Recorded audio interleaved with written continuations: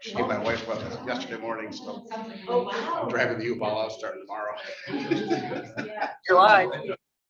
Take some water. Yes, indeed, it's gonna be hot. I'm gonna keep.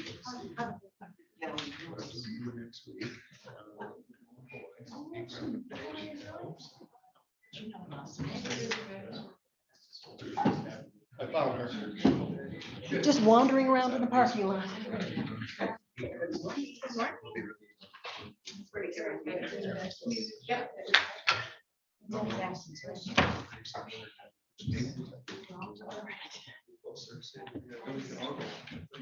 Are we ready, Jen? Yeah. And do the pledge in a moment of silence.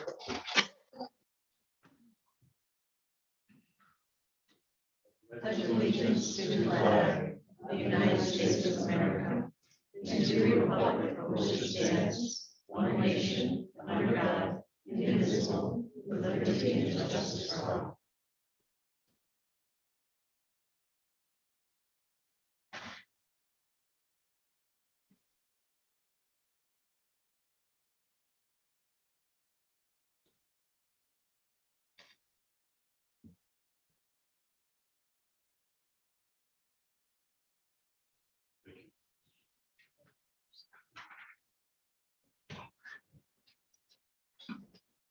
Roll call, please.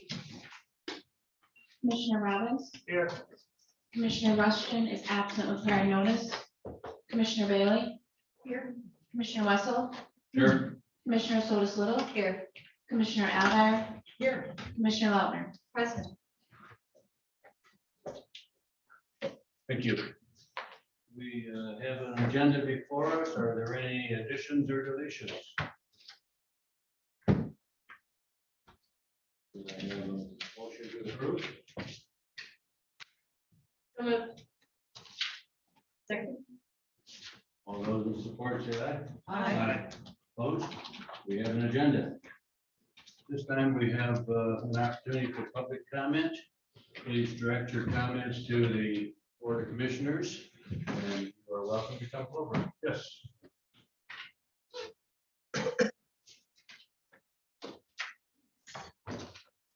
Good morning, Commissioners. So I had to, so I know you're going to be talking about stuff. Just state your name. Oh, I'm sorry. Dana Getzinger, Elmwood Township. I know you're going to be talking about septics, and since I am concerned about septic regulations, I did dust off my 219 letter to the commission about septic regulations and why we need rules and regulations. Most of us realize we require rules and regulations to protect the common good. That is why we have speed limits, seatbelt laws, etc. They're more than a suggestion, and they are set to keep us safe from ourselves and others. As a retired kindergarten teacher, I had the privilege each September to help the children determine our room constitution. On these magical Constitution days, I was always instructed by the depth of caring of my kindergartners. My main objective was to empower the children to realize that kindness and learning and playing with intention was our main mission. I always began with the question, why are we in school? The answers begin with, my mom drove me. I got on the bus. I was taught to ask that question at least 5 times. After the 5th time, the children thought deeper and said things like, I want to learn how to read. I want to make new friends. I want to be the next president. I want to write books or be a doctor. Some children were really pleased with global rules, such as let's treat everyone with kindness and you can't say you can't play. Other kids were more pragmatic and wanted each rule spelled out in a list. You can't bite, you can't tease, you can't push, no wet willies. They had to tell me what that was. Many kids are never satisfied with just being kind. They wanted a recipe for school behavior, and they dictated these rules, which we posted in our classrooms, signed by all the children, and copies were sent home. I feel the same is true with our current situation concerning septic regulations. Let's ask at least 5 times, why do we require a septic ordinance? Many will say it's too expensive. I would argue that it's too expensive not to have one. Water is life. We presently have 16,162 unregulated septic systems in our county. Failure rates are estimated to be 10 to 23%. Septic systems have an average lifespan of 25 to 30 years and must be pumped every 5 years to maintain septic system health, safety, and their effect on groundwater. All of our 64 rivers have been found to have human waste, enteric bacteria, and there's more waste found when there are large numbers of septic systems nearby. Groundwater does not stand still. It does not adhere to property lines, and your neighbor's waste can end up in your well. Safeguarding our water for future generations is essential. When we pass this very needed regulation, let's make sure the rules are specific, detailed guides that all of our citizens can follow. We also will need to fund to help with these transitions. Just like we fund for roads for the common good, we're going to need to help people make sure their septic systems are actually working. Let's make sure we leave clean water for future generations. Thank you.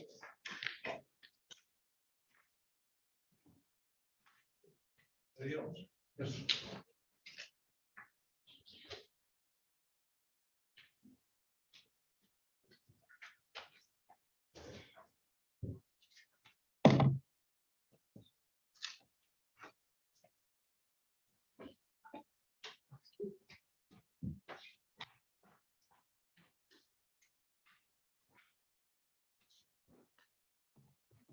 Message that is Well, that state your name. I'm very sorry. Bill Wiesner, Elmwood Township. And this is the message that's at the top of each of the handouts. This is the 9th one that I just handed out. So the first 8 finally got them up on our website, which is tcfamily.org, Traverse City, or tcfamily.org. And you can download the first 8 flyers there. And it seems harsh a little bit, demand honest elections in our Leelanau County, but it's not. That's the very least we should expect. And by replacing Dominion voting machines with secure paper ballots.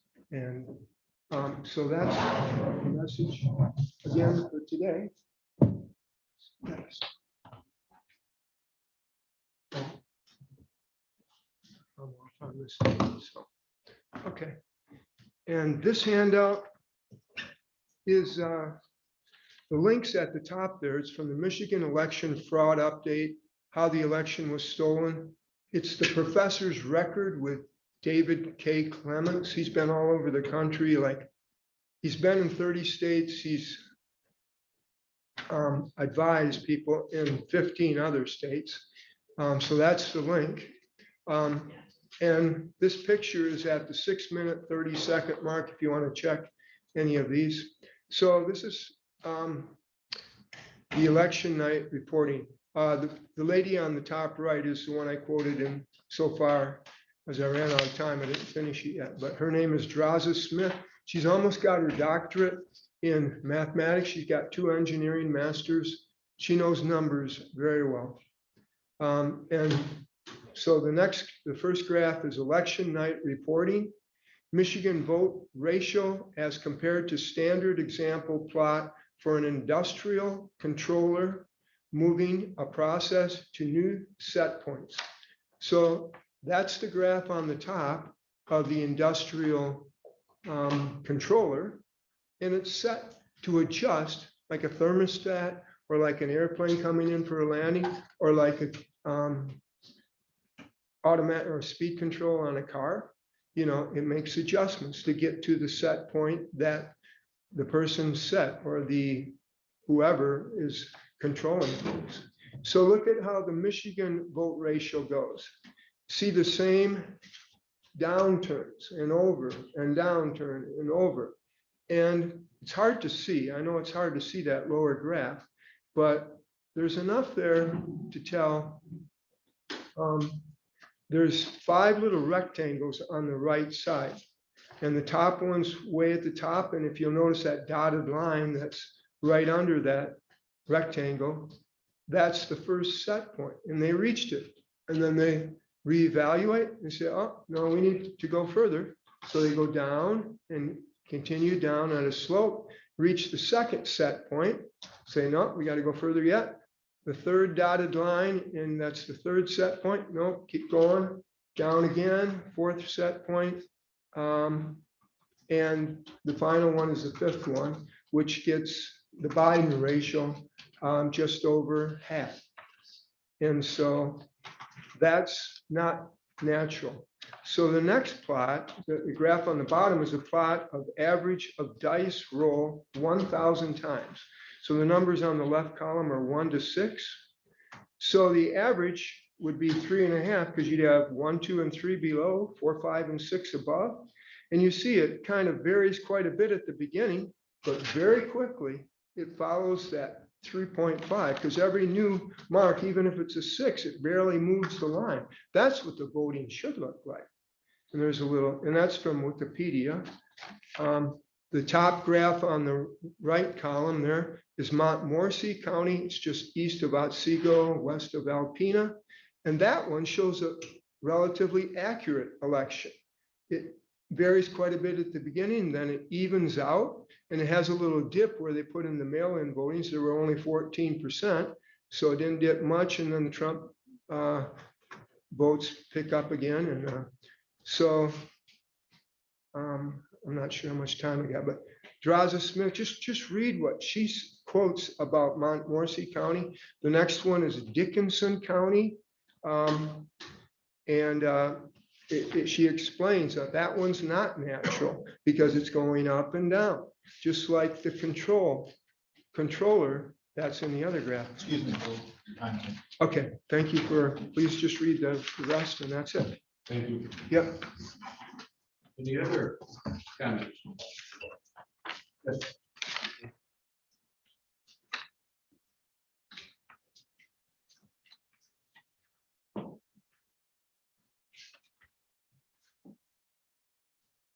Good morning.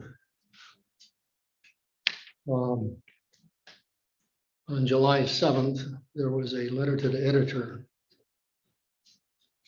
It identified a costly restructuring plan to the editor. Due to the county's GOP's open warfare and continuing harassment of Clerk Michelle Crocker, they have now managed to make a mess of a smooth operation of county government.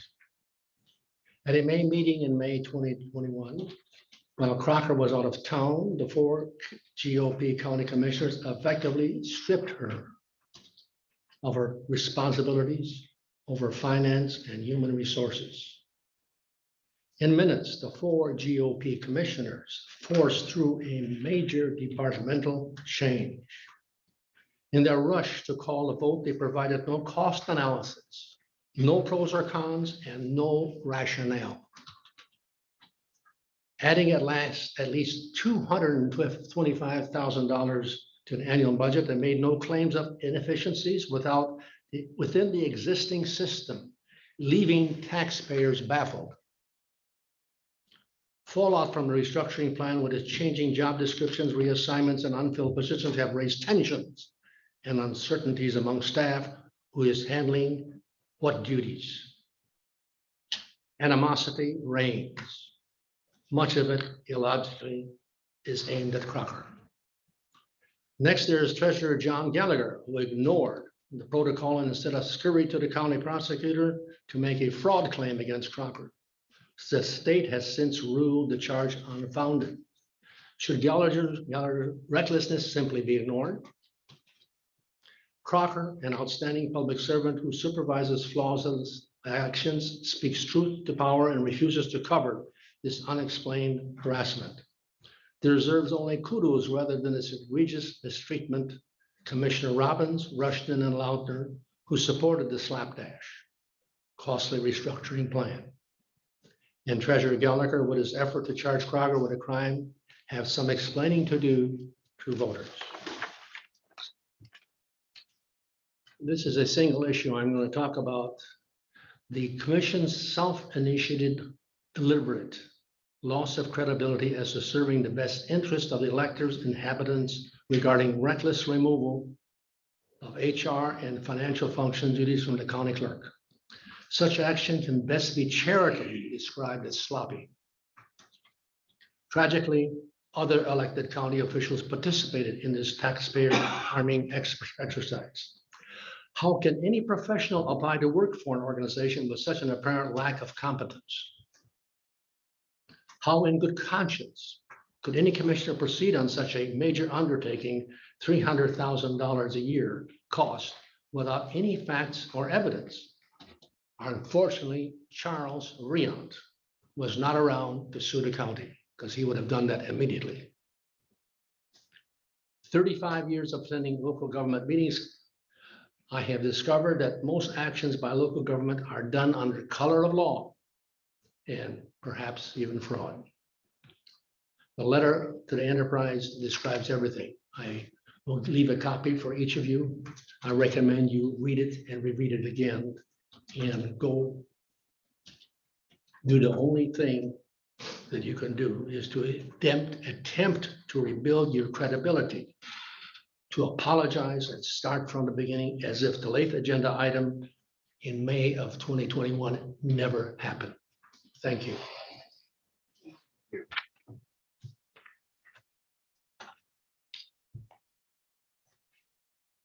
Any other public comment?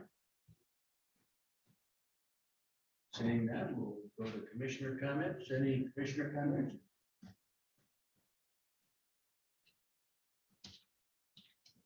Communications, proclamations, and presentations. Mr. John. Good morning, this beautiful July day. It's been a beautiful week. The nights are just long and nice breeze and no bugs. Just really enjoy this time of the year. So we have quite a few personnel updates. I'd like to start with Equalization Director. As you know, Lori Spencer has retired officially at this month. And we're very fortunate that we were able to have an internal replacement. Many counties are struggling finding Equalization Director. I know Antrim County a couple years ago went several years trying to find someone. And we're fortunate that we have a great candidate internally. I think everybody knows Andrew. Andy, want to come up here? Just want to recognize he's been our acting director for the past year, has taken classes. And it's been a really smooth transaction. And we're really fortunate that, as I said, it's very difficult to find people with the qualifications that want to work in county government. So Andrew, thank you for your efforts the past year and a half to get certified. And he's now officially our Equalization Director. So Thank you. Say a few words. Yeah, thank you very much. I just wanted to express my gratitude to Lori Spencer, just for her mentorship and for her faith in me. I always say that she sort of tricked me into coming over to the assessing side, but it's been a good journey, and it's one that I hope will continue into the future. So thank you for your faith and your confidence. We're still working with Andrew on his knowledge of 70s, 80s music. He's a little lacking there, but we're working on him. He's making slow progress. The daily quizzes are a little stressful. Yeah, he has made some progress in the last year. Sorry, I missed it. Andrew, are you a level 4 now? I'm a level 3 now. I will be a level 4, hopefully in the fall. Yeah, I'm finishing up my program, right, basically every day until then. So. But he has the interim certificate, so we're Correct. compliance. Okay, great. Correct. Yeah. Thank you for all that work. Thank you. Congratulations for accepting. Thank you. I gave my administrators group an update that we have an internal candidate that's going to take over. They're all very envious. Because, oh no, but we signed a lifetime contract, so he's going to be here. He promised he'd be here till his youngest child graduates from college, right? I have a 2-year-old. Yeah. So, We're good then. yeah. So thank you, All right, thank Andrew. you. Andrew. I know you all knew Andrew, but I want to make it official. So, Thank you very much. and then we have some updates in our county department that I'll let Darcy talk about. Darcy, you want to come up here? Sure.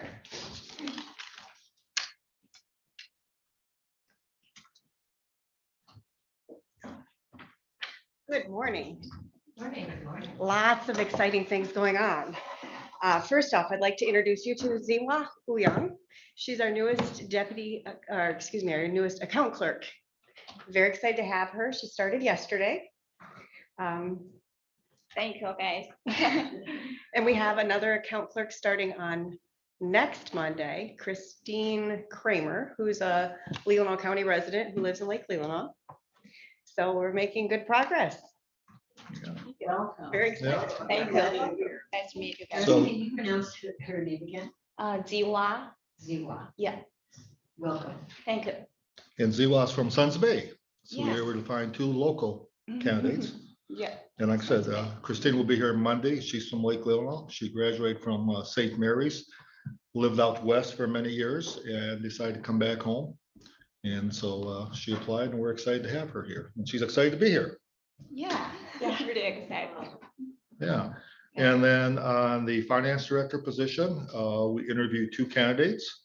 One of the finalists was Jared Prince. We did an initial interview, and then last week we did a final interview, which included Mr. Peacock was a part of that process, and Michelle Crocker, John Gallagher, and Dean Bott from Grand Traverse County gave us input, along with Trudy Gala, Darcy, and I. And I'm proud to announce that Jared has accepted the position as our finance director, Jared Prince. I gave you just a brief one-page overview on your, I won't go over the whole thing, but he has 8 years' experience as an audit manager. This week, he's doing an audit in Wisconsin, next week in Oklahoma, but he hopes to start August 1st. And so he officially accepted our offer yesterday and will be beginning August 1st.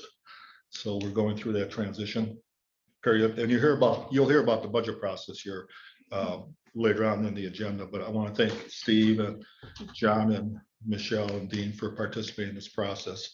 And like I said, we have two candidates, and Jared's excited to join us, and we're excited to have him there.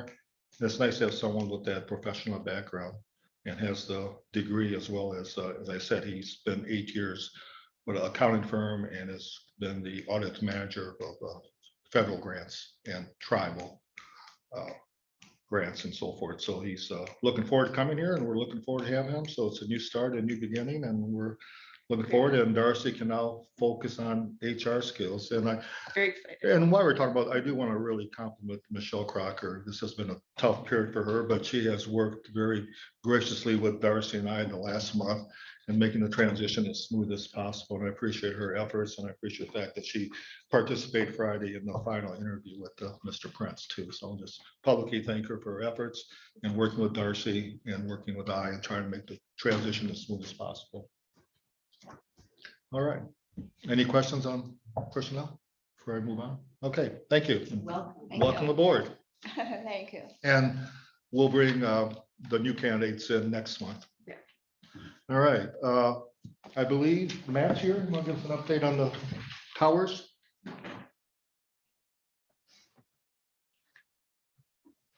Good morning. Well, we're getting into a very exciting time with the new government center tower. We had the last site walkthrough with the vendor, and the surveyor has been out and surveyed the land. If you look over in the field across from the sheriff's office parking lot, you'll see a painted white stake. That's roughly where the tower will be. So you can see some perspective at that point. We expect excavation to start pretty soon. They're working on the final engineering drawings for the tower itself based on the survey results. And with those drawings, we'll be able to get Cherryland Electric to coordinate how they want to get power to the new tower site. So it's very exciting. We expect this to be taking off pretty soon, and the vendor is very motivated to get it done before snow flies because they're southern people, a little afraid of the snow. So yes. Yeah. Any updates on North? With the Leelanau Township Tower, we are working through the propagation studies for the possible sites. With the software that we got, I have to manually input all the different kinds of antennas that AT&T and Verizon and any of our ISPs use in order to get the proper coverage from the site. So it's a longer process, but we are still in good shape in order to have the RFP process completed before spring in order to have that project progress as it would in 2023. So we're still on schedule, and very excited with that one. We have good partnerships, good cooperation with the township, and very excited. Question. Congratulations, Matt. I know Thanks. that's been a lot of work for you. Yes. Any update on Maple City? Is that pretty well just dormant for now, or? It are will there be ideas? dormant for now. With the government center tower coming out of the tower fund, it won't leave a whole lot of funds for us to be able to handle Maple City. So we will have to build up some revenue before we attack that. So it is kind of dormant on hold. Just a comment, I missed a news article piece done on the towers, and but I did receive back some very positive comments on it. People seem to be Two very- good-looking guys were on TV. Yeah. Is that what it was? I chose not to have Matt. I wasn't part of it, so. Yeah. And it's just- Kelly did that. Yeah, Yeah. no, it was very positive. My weekly update, I sent you a link to that, if you'd like to watch it. But yeah, they were impressed at, and once again, want to compliment all the commissioners because we are light years ahead of most counties with ARPA funding. That's what the focus was. And how we actually are starting projects where other counties are still in the discussion stage and how they're gonna implement the process to spend ARPA funding. So, yeah, I thought it was very positive. Yes. Absolutely. Next time, we'll make sure Matt gets some FaceTime on TV also. Yeah, I seem to get enough of that, but that's okay. Yeah. Thank you. All right, just a couple quick updates on us stuff. Our committee on our county webpage met again yesterday, and we're making progress. We hope to have some reports to the board, but I think it's everyone's agreement that it's time we update our webpage. It's been about 10 years. It's not the most interactive, not the most friendly, so we're working on, I have the perfect chairperson for that, and it's Trudy Gala, because you give something to Trudy and she'll get it done. And so, and Andrew's part of that process too, and April's a part of the process too, so we're going forward with that, and we'll get you more information. Probably next month, you'll have an update on the potential move of the health department, or at least the part of that move to a lower level, at least some costs and drawings. They're on the very last part of coming up with some drawings and some cost estimates. So probably at the August meeting, you have an update on that. The Building Safety Committee met Friday, and one of our long-term goals was always to have fund balance that equates to 1 year's budget. So in the event of a downturn in economy, that we have the resources to go forward. That was not the case in 2008, and that caused a major problems. We had to lay off every one of our inspectors and so forth. And so we are almost there. And we did say that once we got to that point, we'll look at the fee structure and maybe lower some fees. So we're almost there. So we'll compliment the staff for their efforts. And they still are very, very busy, even with the cost of construction materials and everything. They may have a record year, but we're almost to the point where we have 1 year fund surplus. And so then we can look at fees. So maybe at the August meeting, you'll hear more about that. So we had a very, I thought, productive meeting on Friday. Also, several of you have commented that you're interested in going to the MAC conference. It's September 18 to 21st. The problem is that interferes with our regular board meeting on September 20th. And so I think I'll put it on next week's agenda to see how many you'd like to go, and if you'd like to move the regular meeting to, instead of Tuesday night, maybe Wednesday night, the 21st. The conference gets done in the morning of the 21st, Wednesday. So if we moved it from Tuesday to Wednesday, then those of you that are interested could attend the conference and still be back in time to have a meeting that week. So I'll put it on next Tuesday's agenda. And we have two birthdays today. One is the actual birthday of Steve Peacock in the back room there.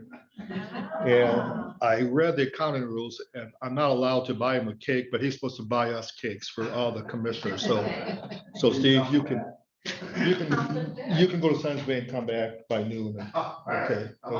Okay. So happy birthday, Steve. Today's actually his actual day of his birthday. Happy birthday.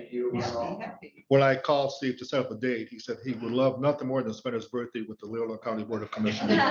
So that's why he's here. And Mr. Wessel had a birthday recently. So here's a cherry pie from Mr. Wessel. Unlike Steve, I'm eligible for Social Security. Oh. And then some. That's the gate. Happy birthday. Thank you. So Steve, once you give a presentation, you go to Science Bay and come back. We'll You still know be- me, I'm on it. Okay. A question. We now have April. My sorry, I wasn't quick enough while you were there, but when you were talking about the health department, there was some discussion about looking at a building also. Are they still looking at a building on our campus and the drawings? to go in, or just That was not part drawings? of the Okay, bid specs. that's all I wanted to know. Yeah, but the cost per square footage will be fairly easy to come. Okay, okay, thanks. Any other questions for Jeff? Now I have April and Tate. And April and Lisa and Heidi are going to work together on their 3 reports and so we're doing Meals on Wheels, Senior Services Update, and area aging. Will Laurel do the PowerPoint or? Yeah. Okay. Laurel, are you ready? Well, good morning. I'll go. Usually she's watching. So. I'm representing the Leelanau County Senior Services, and I have with me today the Executive Director Heidi Gustine from Area Agency on Aging of Northwest Michigan, and I have Director of Meals on Wheels, Lisa Robichuk. So historically, we've always done separate reports together when we do our update in July, and in conversation, we thought it would be good for us to just combine our efforts because we're serving all the seniors in Leelanau County. So today we're going to present to you some demographics of what we're seeing in the county, the growth of our senior population, and then we're going to talk about individually what we do, what we provide for our seniors, and then how collaboratively we work together to meet those needs. And then along with that, we'll share some real life stories of what we're encountering. That being said, oh, nope, that's not it. Laurel, can you do the PowerPoint? She's got what we have in our packet. So do you have something different? Yeah, there it is. There we go. Thank you. There it is. Okay, we have to So- go down to page 2. We can go to slide number 3. Thank you. Okay. All right. Good morning, everyone. I'd like to talk a little bit about the demographics of Leelanau County and how they've been evolving. But before that, let's step back and talk about generations. Right now, we're at a point in time where we actually have 6 generations in our population mix, from Generation Alpha to the silent generation. The important points I'd like to bring to your attention. We know that the baby boomers are the biggest demographic cohort. And by 2024, all the baby boomers are going to be at least 60 years of age. And so when we think about publicly funded services like senior millage or services through the Area Agency on Aging or Meals on Wheels, we're going to continue to see the growth in need. By the end of the decade, all baby boomers are going to be 65. So we will fully move that cohort up into more the traditional senior age categories. And the oldest baby boomer will be 80 by 2025. So we're going to see increasing need. Next slide, please. So continuing to think about it from a generational perspective, you can see the baby boomers are estimated to be about 37% of the population estimate in Leelanau County, based on 2021 projected numbers. And if we look at Gen Z, millennials, and Gen X, their bars are far smaller, and this helps tell the story of why we have staffing crises the way we do in all of our businesses. There just isn't the population there. Next slide, please. What we know about baby boomers in Leelanau County is that they are the largest voting cohort. They're likely to own their own homes, so they impact the tax base. They have higher median income than other counties. They're a growing demographic. And then nationally, we know that 77% of all older adults want to age at home. This is from an AARP study. And so when we think about the services and people wanting to age in place, this is an important consideration for us. Next slide, please. This chart just compares the population trend between the overall trend and the 60+ population over the last 10 years plus 2 years of projected. So if we look at back in the 2010 census, the total population for Leelanau County was 21,713, and it's been growing at an average of less than 1% per year to a projected 2026 total of 22,765. If we compare that to the 60+ population, this population's been growing at an average of 3 to 4% per year in Leelanau County. So from 7,000 to a projected 9,800 in 2026. So this is where we're seeing the growth. Next slide, please.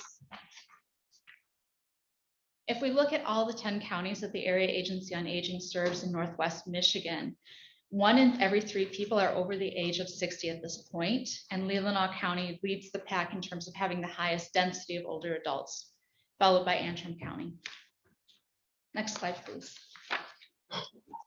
And just to trend that for you, back in 2010, it was 32% of the total population were 60 plus, and by projected 2026, it'll be 43% of the population. The last demographic slide I'd like to bring your attention to, next slide, please,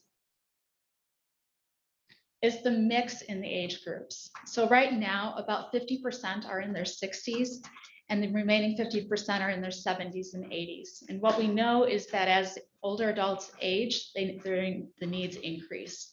And April's going to talk a little bit about the needs between 60, 70-year-olds and 80-year-olds. Next slide, please. What we know is that aging is complex. At least 80% of older adults have at least one chronic disease, and 70% of older adults have 2 or more chronic health conditions. And so this impacts also the need for services as health deteriorates. I'm going to turn it over to April. So next slide. So Yes. You speak about the growing population, and it's really, if you look at the boomers, say, so we have a growing population, we have an aging population, but it's so what I'm getting at is you've got those who are residents now and we expect will age in our county. Then we have people moving in this age bracket. Yes. Do you have that breakdown? Unfortunately, I cannot find it. That is the magic number that everybody's trying to track down. Okay, all right, thank you. So we have different needs at different ages, and we see this in our department as when seniors are coming in looking for services. So in the 60s, we have a lot of seniors who are newly retired or and are looking just for information, or they're trying to work on strategies for prevention, or if they looking in the future of what it might look like. So they are seeking out education and plan. They're trying to plan. So we provide a lot of information in that way. So that may be through a bite-sized learning or educational program. That be through our newsletter. That could just be calling us on the phone or stopping in and saying, what do you have in relation to this? Do you have information about estate planning? Do you have information about Medicare, signing up for Medicare, those type of things? And then when we have seniors start to hit that 70 year, they're seeking information as well, but they're also beginning to look at possibly needing some in-home services or some care, or they're just the level of need is going up. They're more intense and maybe they're caring for a loved one. We see that a lot. Where one partner is trying to help someone with a chronic health condition. So we're seeing that increase. And then by 80, when someone contacts us or a family member contacts us on behalf of their loved one that's in their 80s, they're looking for that more either intense services in their home care services, or they're looking for options of where they could move to if need be. And oftentimes, unfortunately, they're possibly in a crisis mode where they've had a health issue that has put them in a spin and trying to figure out how to navigate that. So what we hear all the time, next slide, please, is everyone wants to stay in their home, in which, we want people to stay in their home too, as long as it's safely possible to do so.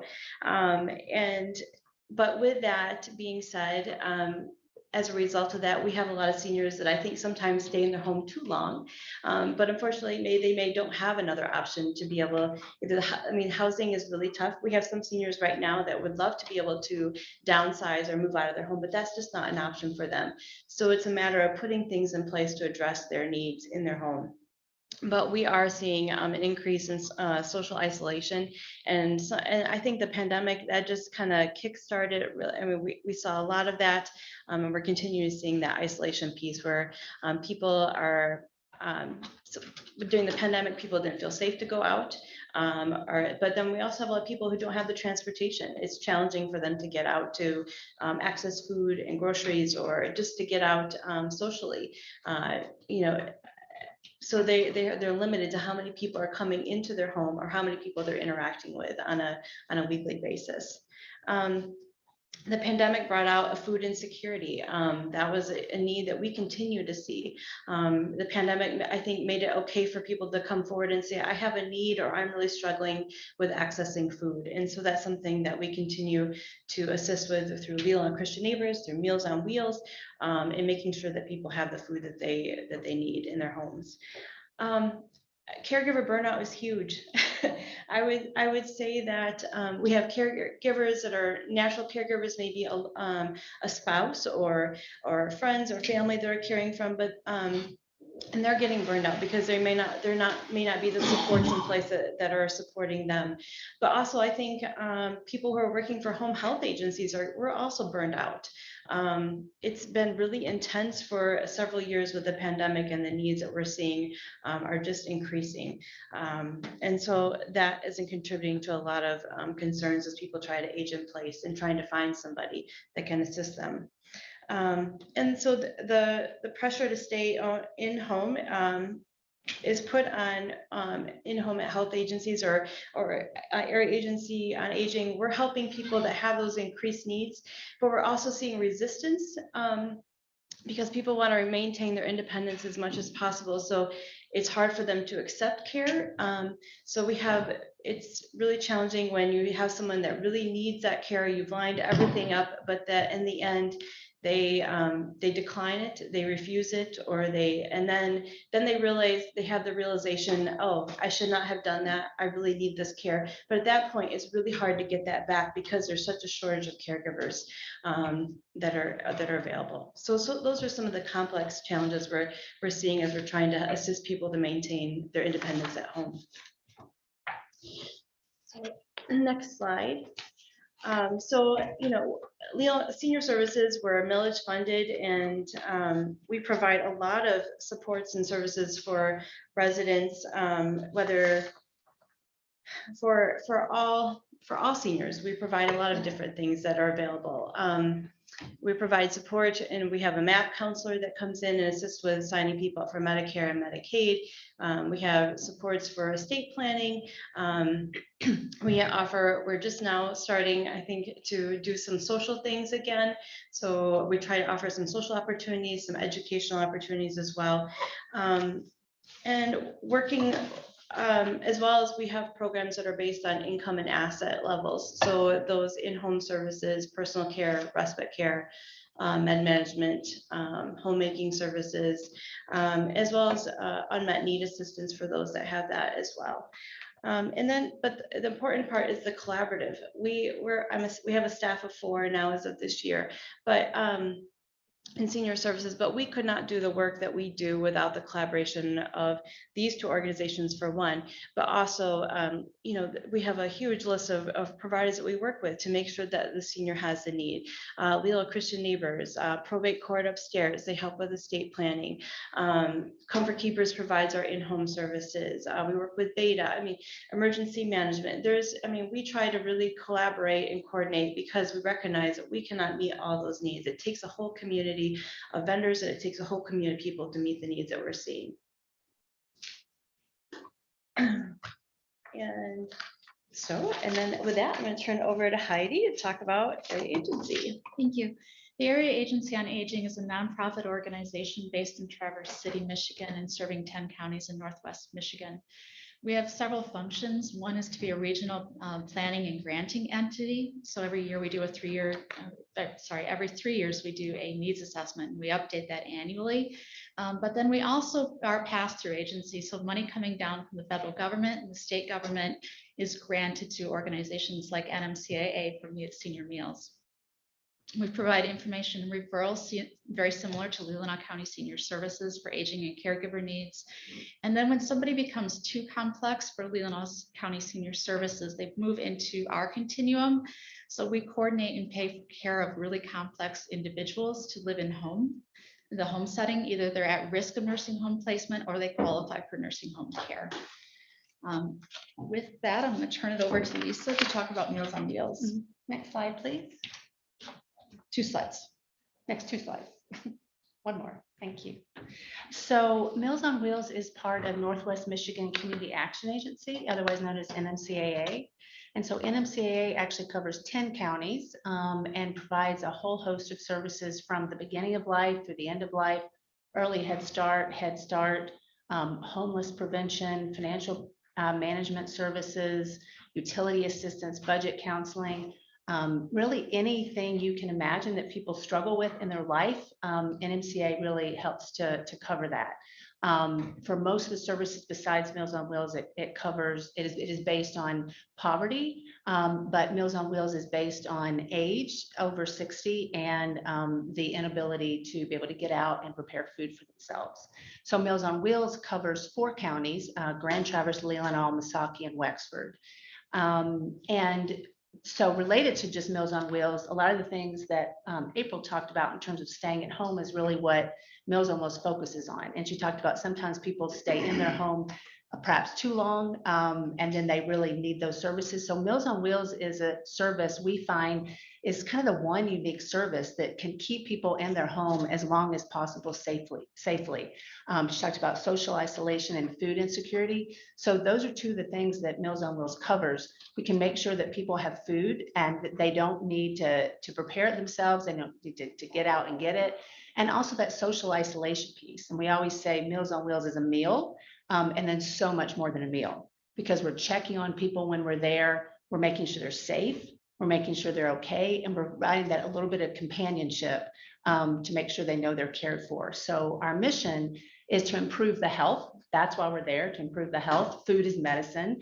And then with those other services also, it's not just physical health, but it's emotional health, to really improve the quality of life. It's just not staying in their home, but it's having that quality of life that everyone wants. Of vulnerable homebound seniors by delivering vital nutrition, compassionate visits, and safety checks, which enables the seniors to live nourished lives, not just lives, but nourished lives with independence and dignity. And as Heidi mentioned, 77%, I've seen in other years, 85%. So anywhere between 77 to some 85% of people want to stay in their home, and they want to do it well and with dignity on their own terms. And so what Meals on Wheels provides is those meals, home delivered for individuals who cannot get out, and then also congregate, which in the past that meant to congregate. When the pandemic started, we had to change the definition of that because it wasn't safe to congregate. So we have always collaborated very closely with these 2 agencies, but even more so in the last several years during the pandemic. And so one of the ways is new partnerships we created, especially with the help of Leelanau County Senior Services, is we started frozen curbside meals with Leelanau Christian Neighbors, and also the Grand Traverse Band is those relationships.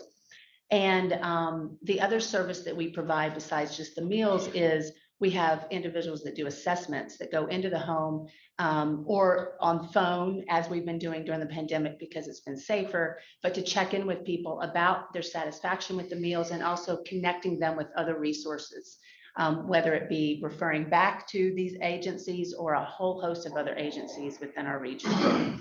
And the one thing is also is we've been looking at the model of those meals in that we quickly sort of transitioned to weekly frozen meals during the pandemic because it was safer rather than having 15 routes come to the kitchen and having more social distancing. So we've had weekly frozen meals, and now we're really reaching out to individuals. A lot of people have liked those versus the daily meals, which surprised us because people like the flexibility of being able to eat what they want. We require people to be home so that we know the food is safe and they're safe. And sometimes they have so many doctor's appointments, they like that. But we're in the process of surveying clients to see who would like hot meals. And then we're going to be creating kind of two basically ways that we can deliver those meals, either frozen or hot meals. And we haven't been able, we've gone back to some of our congregate sites just in the past couple of months as a pilot basis. And then we're going to be looking at introducing that back at the Friendship Center and other places within Leelanau County after we kind of see what other people's interests are. So thank you. Next slide. So this next slide just really talks about, I think showcases our partnerships and how, what each of us, what needs we're meeting, and how we're able to assist the seniors. And we overlap, as you can see, we overlap in many ways, but some, meals on, obviously now we don't all provide meals. So, but I think it's great to see, all the things that we are doing and trying to meet the need of. Anything else? Okay. Okay, so next slide. So senior services, our impact. I think, one of our greatest assets or things that was that we provide a resource for people. We're connecting people with information and assistance and as how to get to navigate aging in place. And so we are able to connect with people. We share information through our newsletter that reaches about 5,600 households in the county.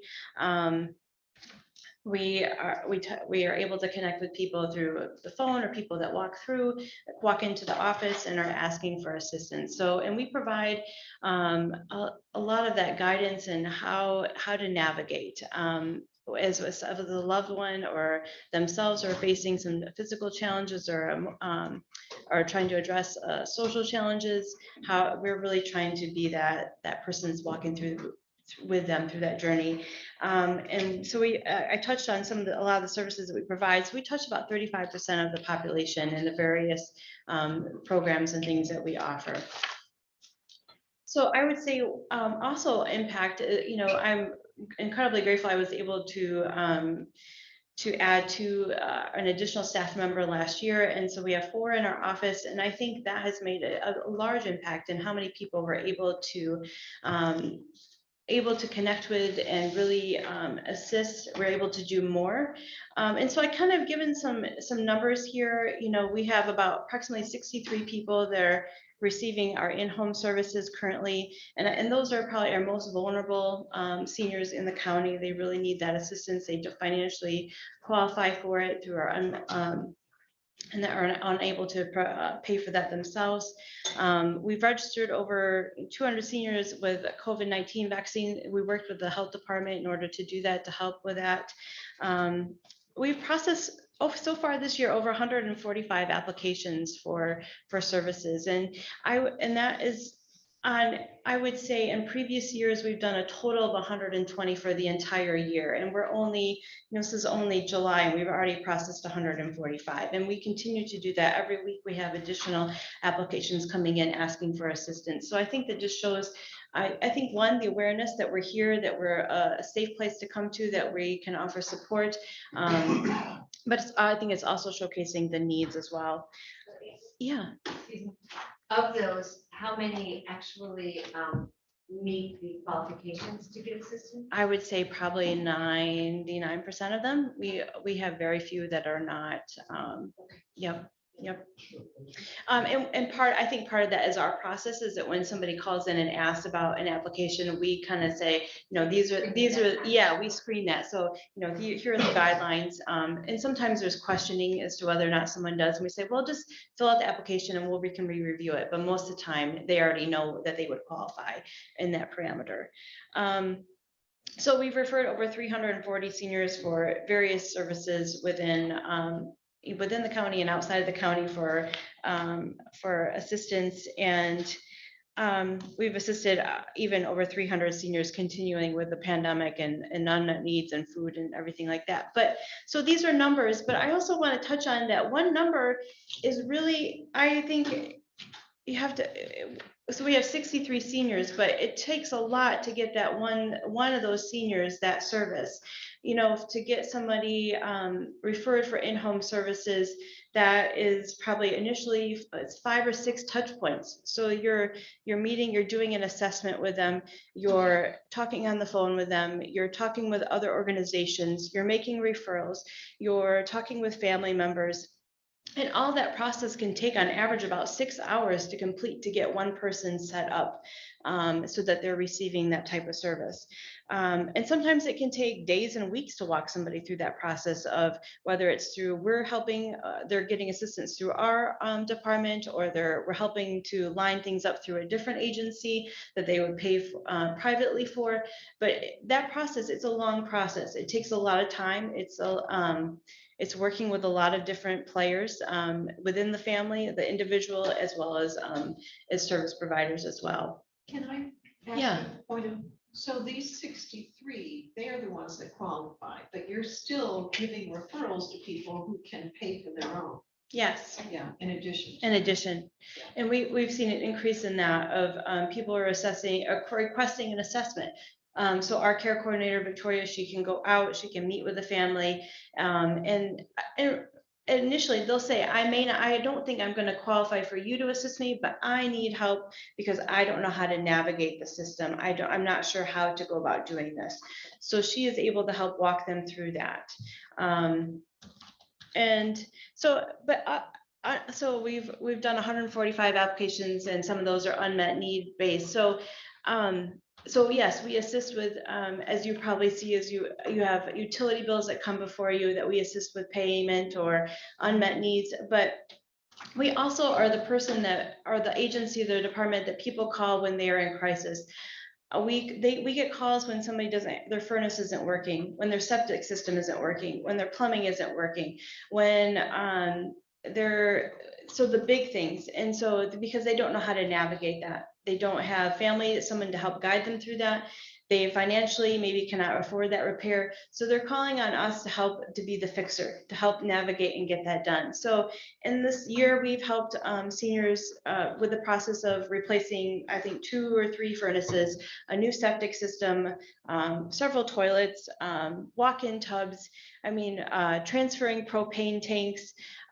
So we are kind of that safe place that people can come to, and we can help navigate through that. And then if they may have some money, we can help some money, but then it's also, we work really hard to work with other organizations to try to meet the need that isn't met. So working with Leelanau Christian Neighbors, or there's a veterans association, the veterans, they sometimes have money. So it's looking at all those players. How could we access that to make sure that this need is met so they can remain safely in their home?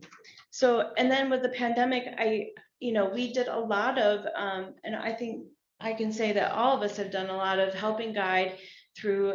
Things went online. Secretary of State went online. We have people in this county that do not have a smartphone. They don't have a computer. They don't know how to access it. So we had a lot of seniors coming to us, helping to guide through that process and in the systems. So I want you to, yes, these are numbers. They probably in relation are not huge numbers, but for the amount of work that goes in, it is a lot of work that goes into making sure that the seniors are safe when they call upon us for assistance.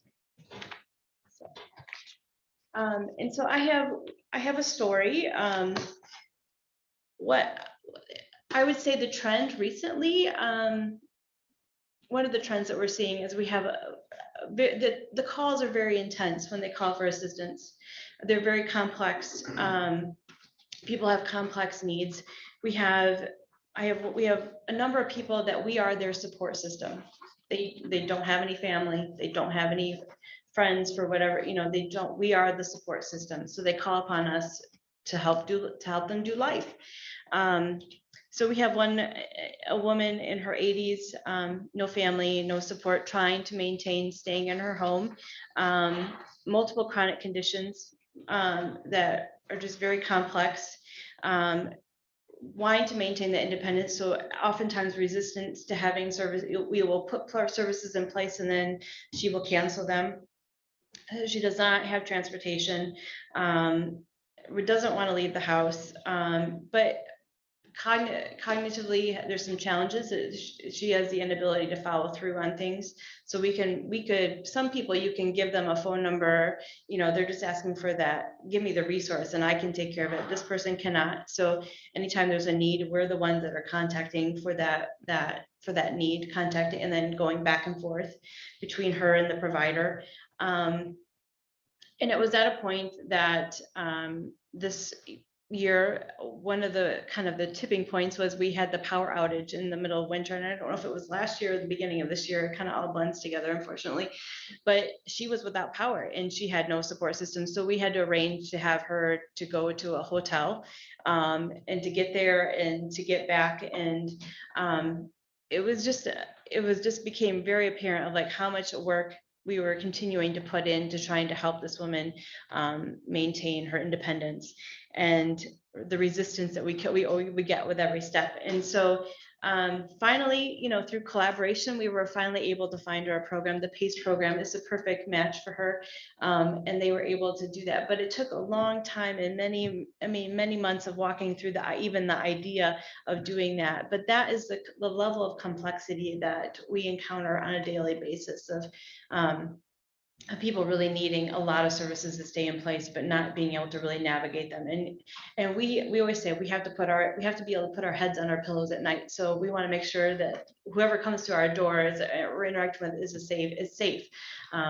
So that it's a lot of work, but it was a success in that. And we continue to say, like, she's still there, it's still working. So so that's the kind of work we're doing, very intense work. Next slide, please. One more slide. Sorry, one more. Thank you. So the Area Agency on Aging in the last year, it took 3,305 calls, very similar to what April just described. These are complicated situations, often a lot of back and forth, and often people are in crisis, and we're the phone number that got called.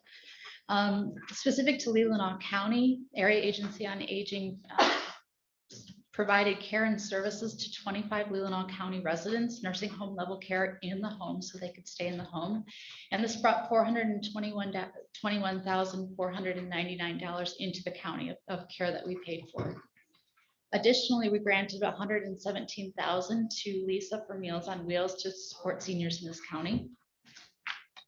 Next slide, please.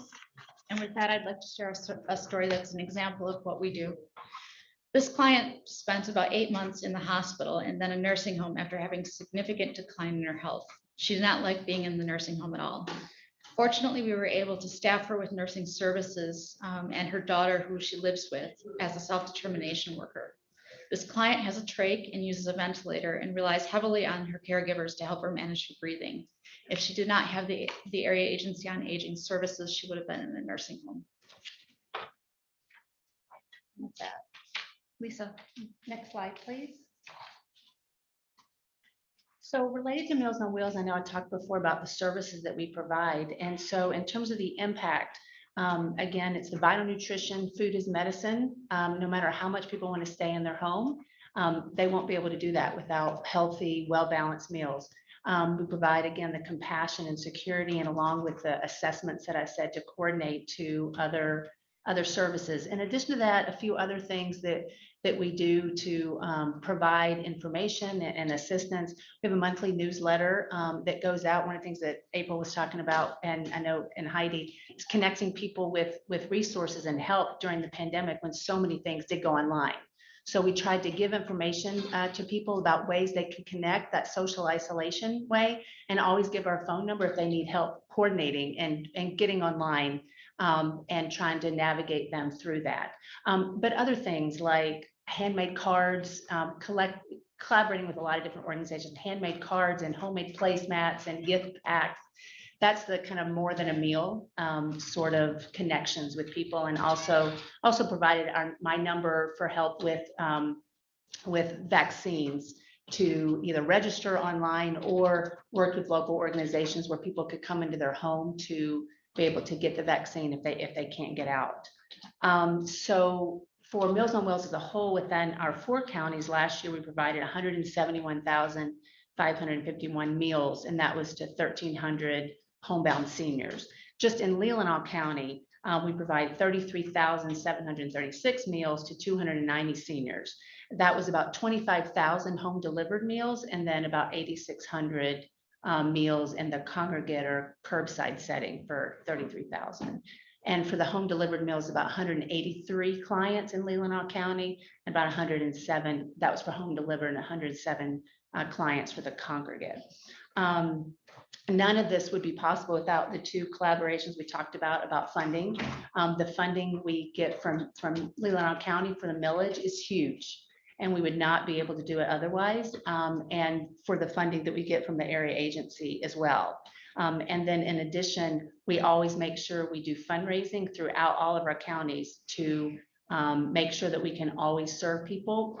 April talked about putting our head on the pillow at night. I couldn't sleep if we ever had waiting lists. So I am bound and determined not to ever have waiting lists. And we just put all those efforts into fundraising and keep advocating for the services that we need. In terms of our story, there's a gentleman who's 97 in Maple City, and he's one that I'd like to highlight.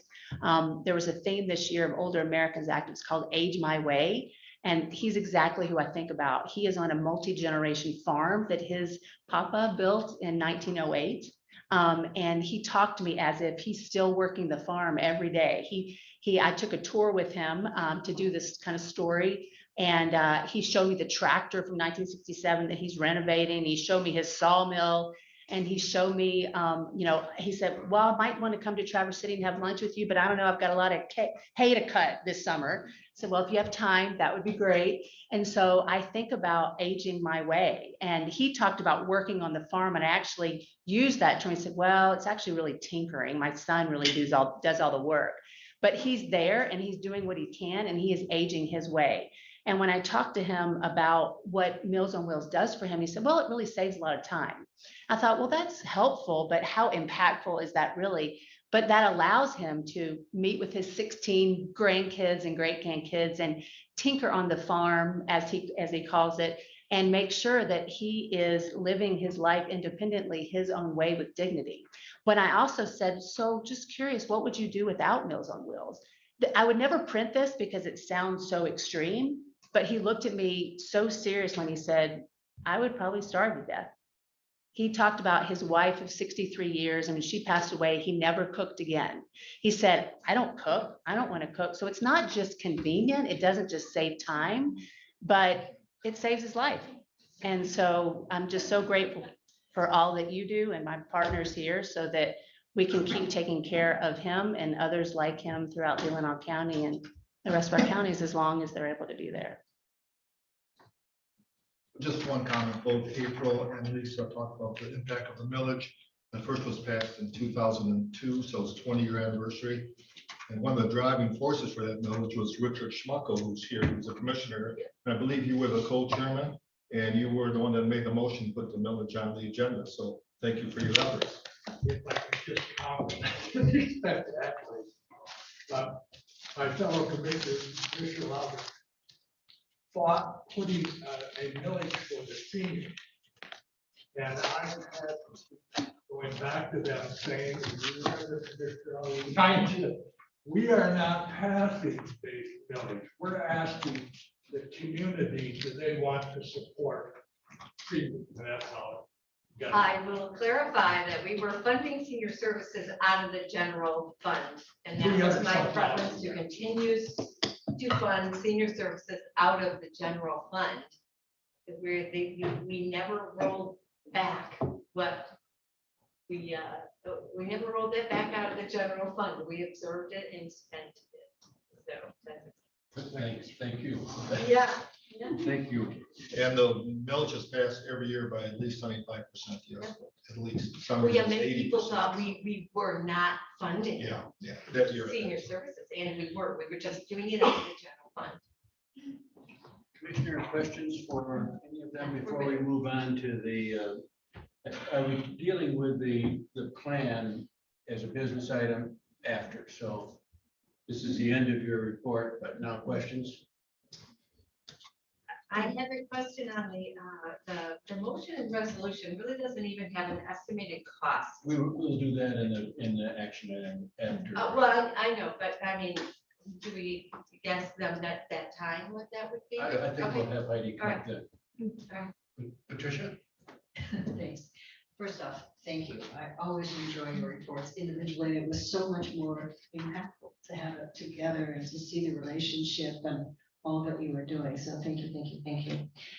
My question is kind of, as you were going through the trending data, in terms of senior aging process and numbers and increasing. Have you had, you probably have, but have you looked at the other end of the spectrum?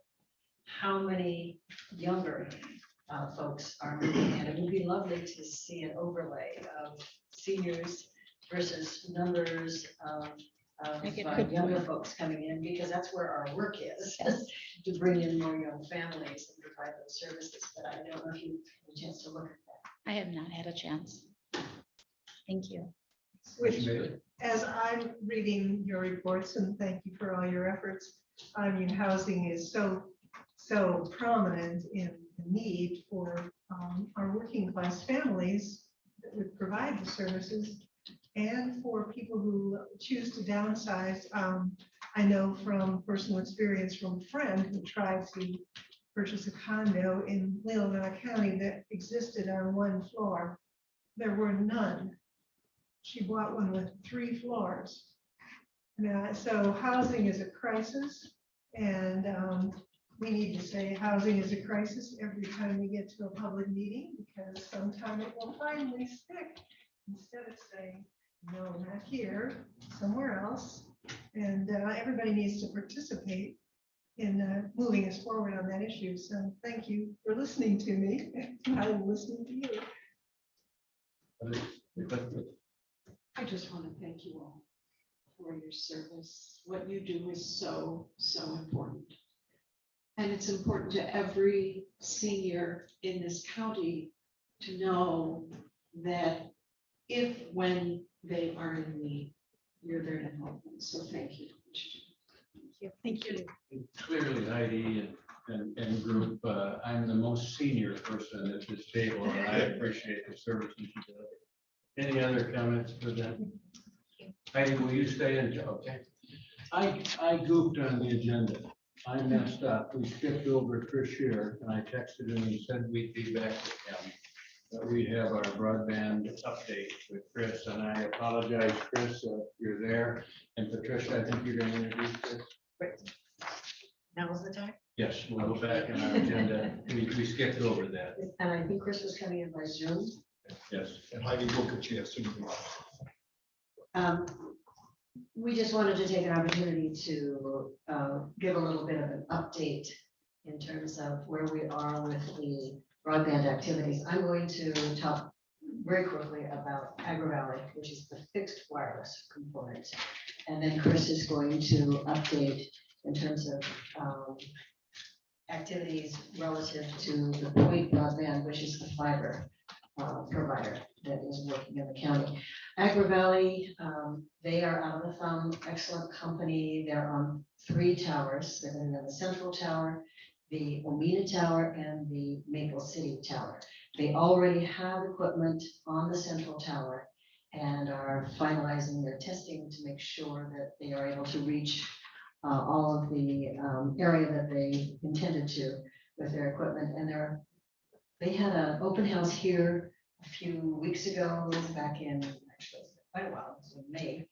And people that signed up with an interest, they're going to those houses now and talking with folks and making sure that indeed they can reach them with their service. So if anyone else has an interest, just I'd go on their website and send them an email via the website and indicate that you are interested.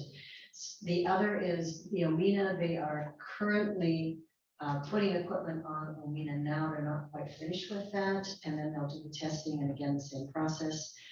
That should be done by the end of this month, actually, is their targeted hopeful deadline. And then Maple City, they've had a little more problem getting what we call transport power to that particular tower. And they've figured a workaround, and they are anticipating they have the equipment there. They're anticipating putting it up and being in a position to start offering service later this summer. So service will be offered right away on the Central Tower and shortly thereafter from the Omena Tower, and then we can look for a little bit later in the summer for the Maple City Tower. Chris, do you want to pick up and provide the good news with point broadband and all that they're doing?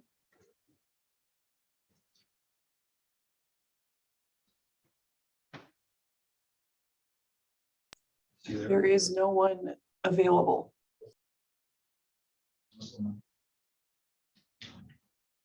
I can, Why don't you give him a call? okay, and then if not, I'll. Well, I call them and you just go out. Okay. I do apologize for skipping over, and I'm surprised that none of my colleagues caught me. Well, I thought maybe Matt was covering it. I thought that was it, so, like, okay. Well, we'll put that on hold and move on to the area agency on aging again. And this time we'll look at the implementation plan and the resolution. You want to introduce that, or you did provide us a recommendation? Do you have any other comments on that? No, but I'll take questions. Okay. Commissioner Glover, you had. Yes, the funding, the costs. For the entire plan?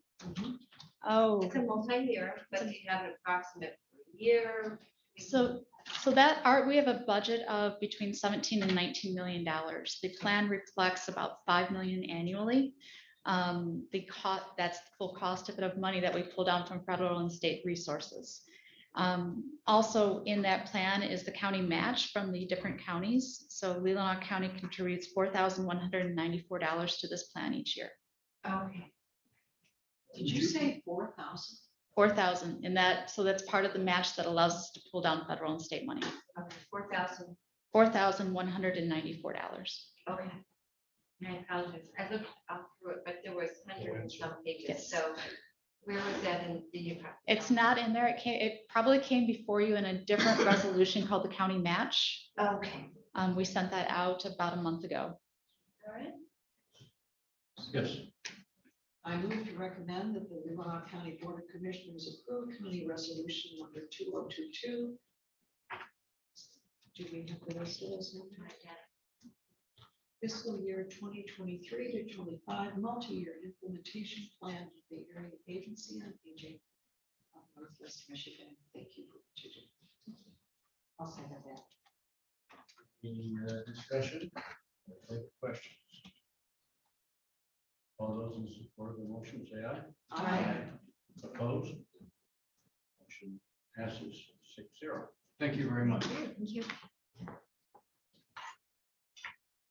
We were unable to get a hold of Chris, so we will try that at a break time, but at this time, then we will move on with our action agenda with number 2, our letter of agreement with county sheriff and the corrections unit. Jeff, you want to introduce that? Well, I'll let the sheriff talk about, but this letter of agreement was written by our legal counsel. And we had a discussion with our committee members, which is the chairman and vice chairman. And we both endorsed, we all endorsed this letter. You want to get the background? So this is a letter of understanding with the corrections deputies unit. It stems from staffing issues essentially. Back in the day in history, we could get a dozen, 20, 30 applications. Now we're lucky to get 4 or 5. So we pondered and looked at lowering the age for corrections officers from 21 to 18. And the sheriff, after some diligence, was on board with that. But of course, then it led to some issues, which is, of course, this letter of understanding. Because in Michigan and federally, you have to be 21 years of age to purchase, possess ammunition, firearms, all that stuff. So if we hire an 18-year-old when they go to make a transport with a prisoner, obviously that would be a concern. Under Michigan law, they can be given the power by the sheriff to go outside of those federal guidelines and carry a firearm. However, we did not want to do that. So what this letter does is allows us to have an 18-year-old, but they would not be the primary person as an armed officer on a transport. They can be a secondary officer with somebody who would obviously be over the 21 years of age. Because there are monetary issues with that, there are gun allowances and things of that nature. Basically, this clears up and does not allow anyone under the age of 21 who is at least 18 to work as a corrections officer. However, they would not be armed as part of the transport process. Okay, so I move to recommend to the Leelanau County Board of Commissioners to approve the letter of agreement regarding Article 7 workweek and Article 25 off-duty weapons maintenance between Leelanau County the County of Leelanau and Leelanau County Sheriff and the Fraternal Order of Police Labor Council Corrections Unit as presented. Support. Any questions or discussion? Yeah, I want to make sure I understand this. So, you will hire 18-year-olds if you can. Correct. They won't be the primary officer, but will they be, in addition to that, patrolling? So the way policy, so this has nothing to do with the law enforcement you see on the street. This is just the corrections division that works in the jail. So they can work in the jail. Yes, they can work in the jail. Now, obviously, people are arrested for various different things and may have ties to Leelanau County that they have to come back here for. So we make transports all over the state for people who are picked up on warrants that originated here. By policy, and as long as I've been with the agency, any transport outside of Leelanau, Benzie, or Grand Traverse requires 2 people. So they will be eligible to make those transports just unarmed as a second officer only. The other issue with this is hospital guard. We have an inmate that goes to the hospital for whatever reason. We maintain 24/7 supervision on them. It would allow, it talks about that and whether or not, because those corrections officers are then armed when they're at the hospital, should there be an issue. So it alleviates those concerns and conflicts with state and federal law by having this letter. Because, I mean, we all have a firearm on our side. The minute these 18, 19, 20-year-olds go out in December on a transport and they put a coat on, now it's concealed and they're in violation technically of federal law. Now, the sheriff can allow that, but he's chose not to, so. You know what, I commend you. I bet we're going to see a lot of changes because you're right. There are a whole bunch of us baby boomers and not too many in the younger generation. We're going to have to do a lot of adjusting. This is not just the Leelanau County problem. It's statewide. It's not just the corrections division. It's law enforcement too. It's nationwide, I'm sure. When I hired in here 20+ years ago, there were 30 applicants. You know, now the last time we did this, we had 3. So, and of those 3, inevitably, all 3 aren't good fits. So, yes. And I appreciate Commissioner Elgar asking, because I had some of the same questions. And ordinarily, you would have 2 people doing the transport, but both would be armed. But in this case, you'll have one armed, one armed. Correct? With a firearm. Now, the second officer can still have a taser, pepper spray, all the other less lethal. They just will not have lethal force with them, correct? But that's, you've always had to have 2. Correct. now. Outside of the That's 3 what county shortage area. comes in. Yes. Okay.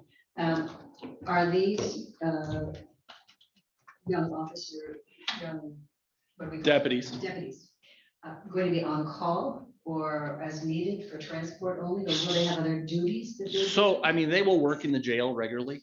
When transports come up, it is all set by the contract on who goes. You know, most of those transports are overtime. We try to do it on regular time when there's staffing available. So it is all laid out contractually when they'd be eligible, who would be eligible, and when they could go. Currently, do you have younger deputies We at age? We do not. I can tell you, we just recently, actually Saturday, the newest corrections officer starts. As part of that process, we did have an interview. We held interviews. We had 6 candidates, 4 of whom were under the age of 21. To say it was a learning experience, I mean, it'll be a very special person to get those jobs. They are now eligible though.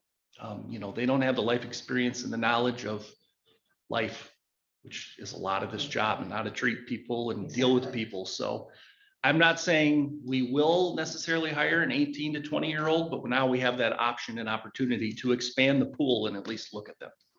And what are the types of duties would they do in the jail if they were transported? Everything regular. I mean, daily security of the inmates, feeding, medications, everything that a regular senior officer does, they will be eligible to do also. So they'll go through extensive training, so Right. they won't have training as a police. Right. They will have corrections officer training and go through the academy just like every corrections deputy we have now. Okay, thank you. Yep. So the only time the correction officer really carries the firearms outside the jail. Or over here in the courthouse, correct? Yes, but I mean, when they leave it, Yep. So how often does these transports really happen? on average? It varies. I would say there's maybe, obviously COVID changed that. Pre-COVID, it was probably 15 to 25 times a year. Now we're, It's not gonna be that. no, it's seldom, a couple times a month at most. Yeah. Other questions? Yeah, I thank you for this. This is a comment for another question. I think this, we have many very responsible 18 to 21-year-olds. You just have to find those in the mix. Correct. We do too. I mean, it is a career opportunity. We have great benefits. They could step in at 18 and be here for, well, a long time considering their young starting age, but they could, it can be a career. Have to live with mom and dad. They won't find a house. I think Nothing we wrong with have that. a motion on the table, and all those in support of the motion, say aye. Aye. Opposed, likewise. Thank you very much. Thank you. It's good to see you out on holiday. We're trying. All hands on deck for the fourth. Great. We usually take a break at about 10:30, and the audit report should take us a while because we've got some good news to share. So why don't we take our break now, and we will also try to get a hold of Chris here. We'll be back in 10 minutes. Patricia, I called and there was no answer. I'm texting sometimes. Oh. He hasn't answered. Jen, should I pause it? I don't know. Hold the.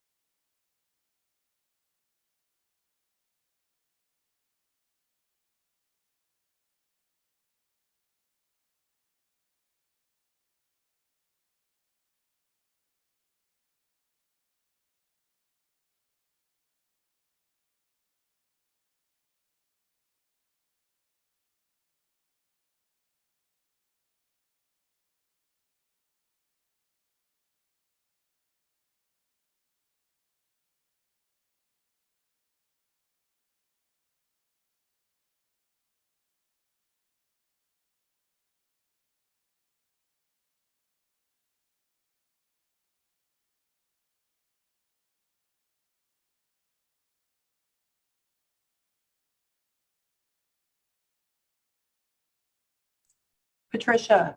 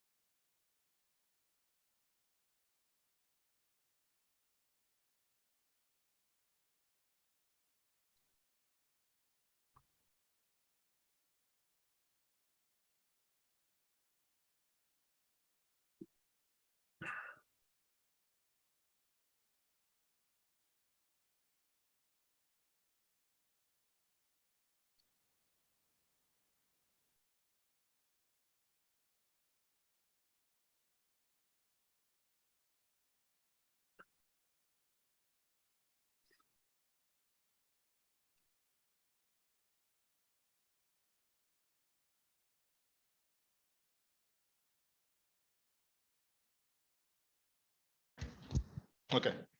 Chris, can you hear us? Now I can.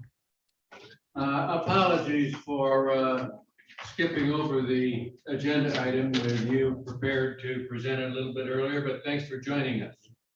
Well, Patricia did mention the Agri Valley project, and it's now your turn to give us a broadband update. well, first, my apologies. I have 1 o'clock on my calendar for this meeting. Is this the 1 o'clock meeting? I mean, Now. part of my agenda is I'm still waiting on phone calls, but that I've told people to call me before 12. So I do apologize. I'm not sure how that happened, but that's the time I've got. Anyway. So is it just the board here today, or is there we have an audience?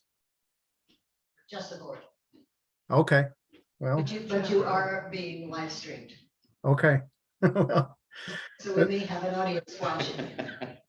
And we have John. but We do have John. there has not been a lot.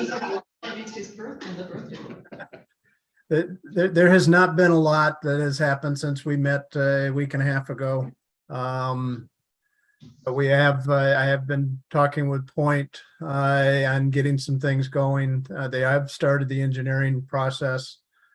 As everybody knows here,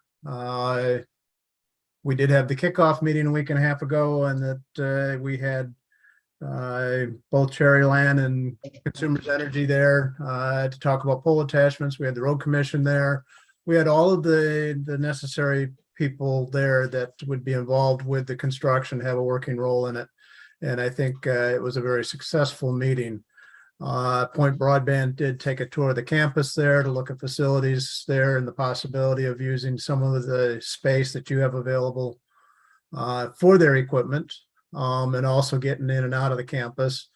And we've also got, and I didn't get a chance to check in with your GIS department yet, but I know Rob is working on the maps that are getting ready to be published so that the residents will have a view of exactly which order we're going to start going. The maps will show probably the entire area that's being built, but we're going to focus on what we know they'll be working on this year, which is going to be the areas north of Duck Lake Road up into up all the way to the point. And those will be on the map. The rest of them will be on there, but won't have any dates attached to them. And the other part of it is that we are actively talking with others about getting the remaining 4 townships on the schedule as well. Nothing new to report there beyond what we talked about a week and a half ago, but I think we are making progress. We're expecting some more information from one of the vendors, I think any time now, actually. So I did hope to have some more. I'm expecting a couple phone calls yet this morning to get some additional progress, mostly about the engineering that's going to be going on in the field where they're at, and also about the agreement with the Grand Traverse Band as far as the use of their fiber getting from Gron up to the government center, which is their planned start point to be building out for the rest of the township or rest of the county. I do know that there has been notification sent to all the townships that are involved in the Point Broadband area. At least each of the clerks have gotten notification, and there has been some discussion started relative to let me bring that up. The Metro Act, which is there is some, and I don't know the details of this very well, but there is some compensation, is the way I understand it, is provided to each of the townships. And so they've all been sent notifications about the Metro Act and what their responsibilities are going to be. by Point Broadband, and they've asked if we can set up maybe a town meeting for each of the township supervisors and or their clerks to answer any questions that they may have as a group.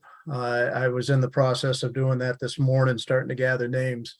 But if I can get any assistance with contact information for each of the townships throughout the 7 township area, includes the villages as well, so that we can maybe set up a town meeting for them to attend and talk about what the Metro Act is all about and what it means for them and what we need from them to get it established. But it's, Chris, I can help you with that. If you want to call me this afternoon, we can help you with that. We have okay, all this list and email addresses. excellent. We will do that. Chris, some of the townships are already moving.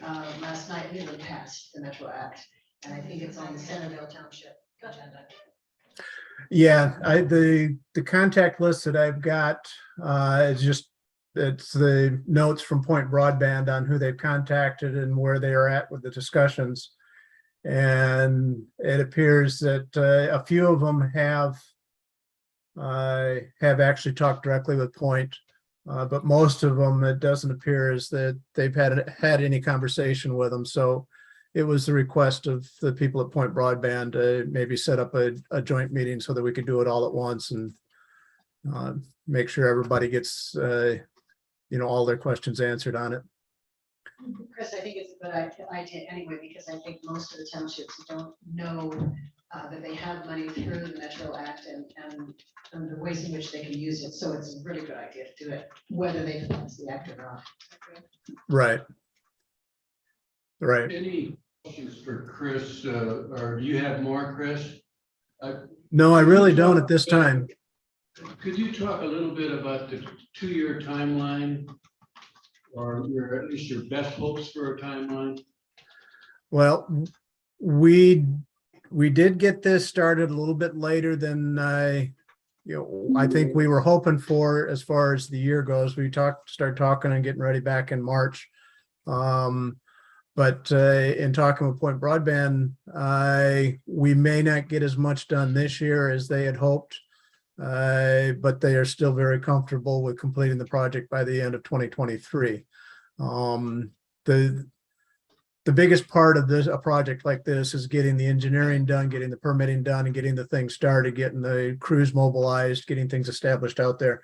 Once that happens, then the progress really starts to pick up, and they will work until the weather just doesn't allow them to work anymore this year and get just as far as they can. And there will actually be some things they can do through the winter, but active construction out in the right of ways probably won't happen much during the winter months. As soon as the weather starts to break, they will already have everything pretty much set up, ready to go, so that they'll be able to hit the ground running probably late February, early March, depending on the weather. But that will give them a very full construction season, very long construction season. And like I say, in talking with their construction manager, their head of engineering, and even Dave Fick and their vice president, they're not really concerned at all about the timeline getting it done by the end of next year. I just want to thank Chris. The kickoff business meeting was excellent. And he did bring together all the players and iron out everybody's concerns at that point. And it was an opportunity for people who hadn't met each other or necessarily haven't worked together to do that. So I think going forward, you just eliminated a whole bunch of slow ups and maybe potential problems because you started it with a really smooth beginning. So thank you for that. Yeah, you're welcome. I concur. The road commission was there, Cherryland Electric was there, Consumers Power was there, the Grand Traverse Band was there. It was a good meeting. Yeah. And we are going to follow that up. I've got a complete list. I'm going to set up a probably monthly touch point call with that group. And we can add some people to it as you folks see fit. But it's just, it'll be a high level. This is where we're at. any concerns, anything going on that we can address as the group. That is, like I said, that's probably going to be once a month. I've got to get that set up still. It'll be set up as a Zoom call. And then I'm working on getting a bi-weekly call set up with the field team, 4-point broadband. And there's only 3 or 4 of us, actually 4 or 5 of us maybe, where we will talk about the week-to-week issues that they're dealing with construction, with permitting, with engineering, anything like that. It can get to be very detailed, but that's where hopefully anything that looks like it might hold things up, we can get addressed quickly and keep it moving forward. So. Any other questions? Comments? Chris, thank you so much for all you're doing. Oh, it's my pleasure. And I do apologize for the mix up on the time, but my whole day this morning when I talked with Patricia was based on the idea that we're starting at 1 o'clock. I don't know how that got mixed up, but 5:30 a.m. phone call. well, I got your text, Ty, that said you're next, and I couldn't figure out what that meant. And then I saw the missed call from Chet. Then I realized, so Thanks a lot. I will look forward to the next one and be a little better prepared. No. We now have Mr. Peacock with our 2021 year-end audit report. Full crowd when I get here, we talk audit and everybody leaves. Yeah. And Rick, to follow up on our conversation in the bathroom, it was just announced he went to Tampa. Our conversation, he has landed in Tampa. Yeah, so. All right. We're talking, yeah, very important, the hockey discussions. Yes. Oh, yes, yes, yes. Okay, well, thank you one and all. My name is Steve Peacock. I know most, if not all of you, Lois. It's nice to have met you finally. And we're here to talk about the audit. I believe you all have copies in your board package. Is that correct? They were distributed. If someone didn't bring it, I have one here. I can share it with somebody. There are 2 documents that we will go over. One is the big bulky bindy one that you have, and then the other one is the brief letter that concludes the audit. So I did a presentation last night. They wanted me to shorten it up. So I tried something new. So I will try it here. If you would like me to go back at all and go into some gory details, I'm happy to do so. But I also don't want to bore the commission or take too much of your time. So what I will do is I'll start on page 1. This is the Raymond, the Independent Auditor's Report. It's one of 2 audit reports that reside in this document. And quite frankly, this is the most exciting news to talk about. The Independent Auditor's Report has changed for the first time in dozens of years. So if you were to read this, and I'm sure everybody has read this letter for letter and digested its entire contents. Yep. You may recall that the audit report, the audit opinion was always towards the end of the document. So the new one says in the first paragraph, talks about the financial statements that we were engaged to audit, which is the December 31st, 2021 financial statements for the county. Now, next paragraph, there's our opinion right there. In our opinion, the accompanying financial statements referred to above present fairly in all material respects, the respective financial position of the governmental activities, business type activities, and aggregate discretely presented component units, each major fund, and the remaining fund information for the county. This is a clean or unmodified opinion. This is the gold standard, and this is the highest level of assurance that auditors can place on financial statements. So that's the gold star. So if you go through the rest of the audit report, it talks about the basis for our opinion. What standards did we use in performing our audit? Well, this is a government. It's subject to Yellow Book audit standards, which is the governmental auditing standards. That's communicated there in that paragraph. Top of page 2, the responsibilities of management for the financial statements. It's important for the board to know that these are not Raymond's financial statements. These are the county's financial statements. The county owns and possesses them. It is our job to issue an opinion on that. Several of the independent auditor's responsibility are communicated in the next several paragraphs, concluding at the bottom with kind of highlights of what the audit is, although it's way more than just 4 or 5 bullet points. These are the main, this is the main crux. We are to exercise professional judgment and performance of our duties, identify and assess the risks of material misstatements to the financial statement, obtain an understanding of your internal control environment, evaluate the appropriateness of accounting policies. Over to the top of page 3, at the end of the audit, is to conclude whether in our judgment there are conditions or events considered in the aggregate that raise substantial doubt about the county's ability to continue. There is no concern that the county is not able to continue, but that is something that we have to assess every year. Next paragraph talks about a communication with those charged with governance. That is this document that we'll go through at the end of the audit.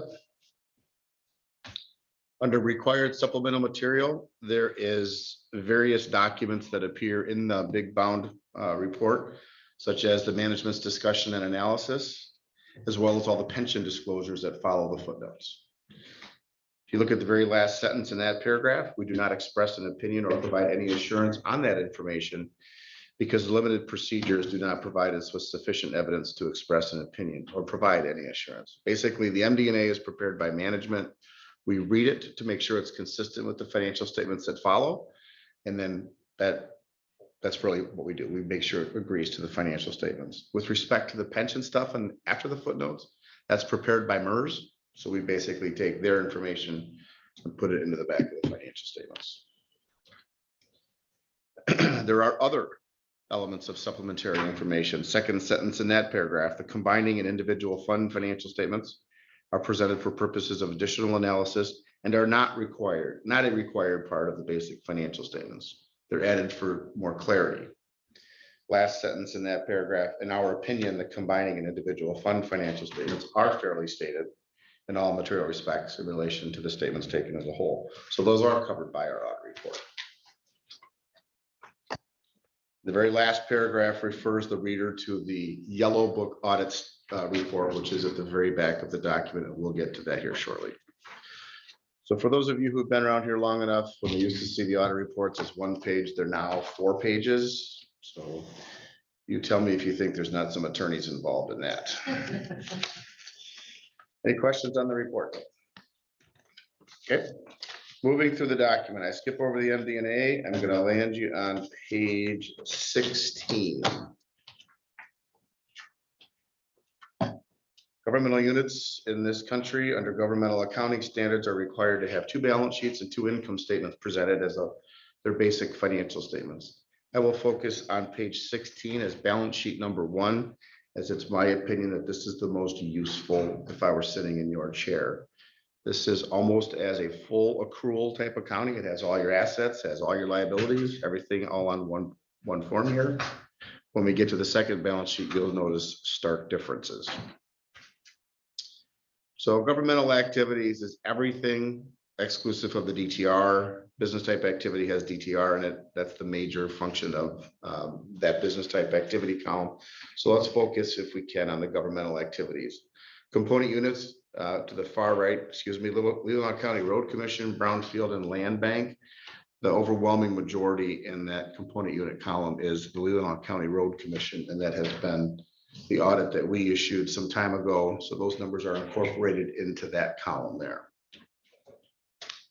So going back to the first column under governmental activities, total asset $44.6 million, consisting primarily of cash receivables and then property, plant, and equipment. Very normal in a government, nothing abnormal on the asset side of the balance sheet.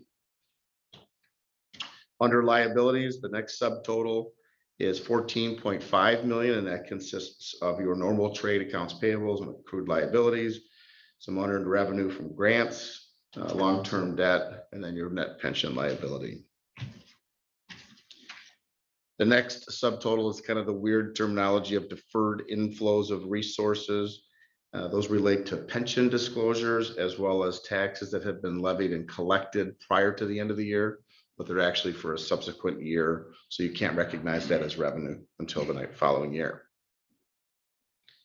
Everybody's question is the net position. Is that a good net position? $27 million in total overall net position. It's comprised of 15.5 million of capital assets, such as this table, your road, the parking lot, the doors.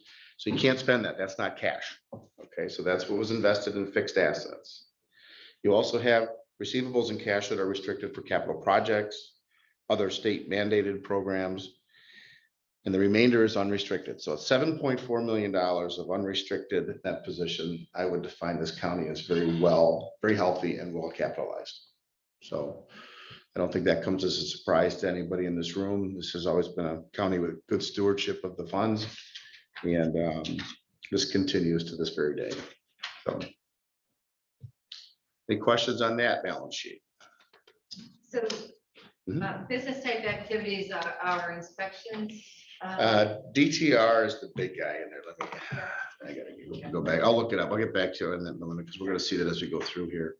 But DTR is the biggest number in that thing by far. Just give me a second here. Some of the reports here.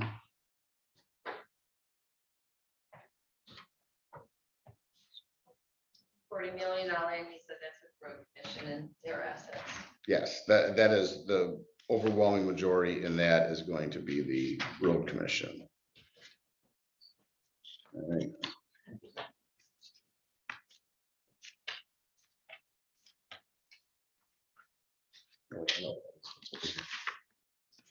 Looking in the wrong spot.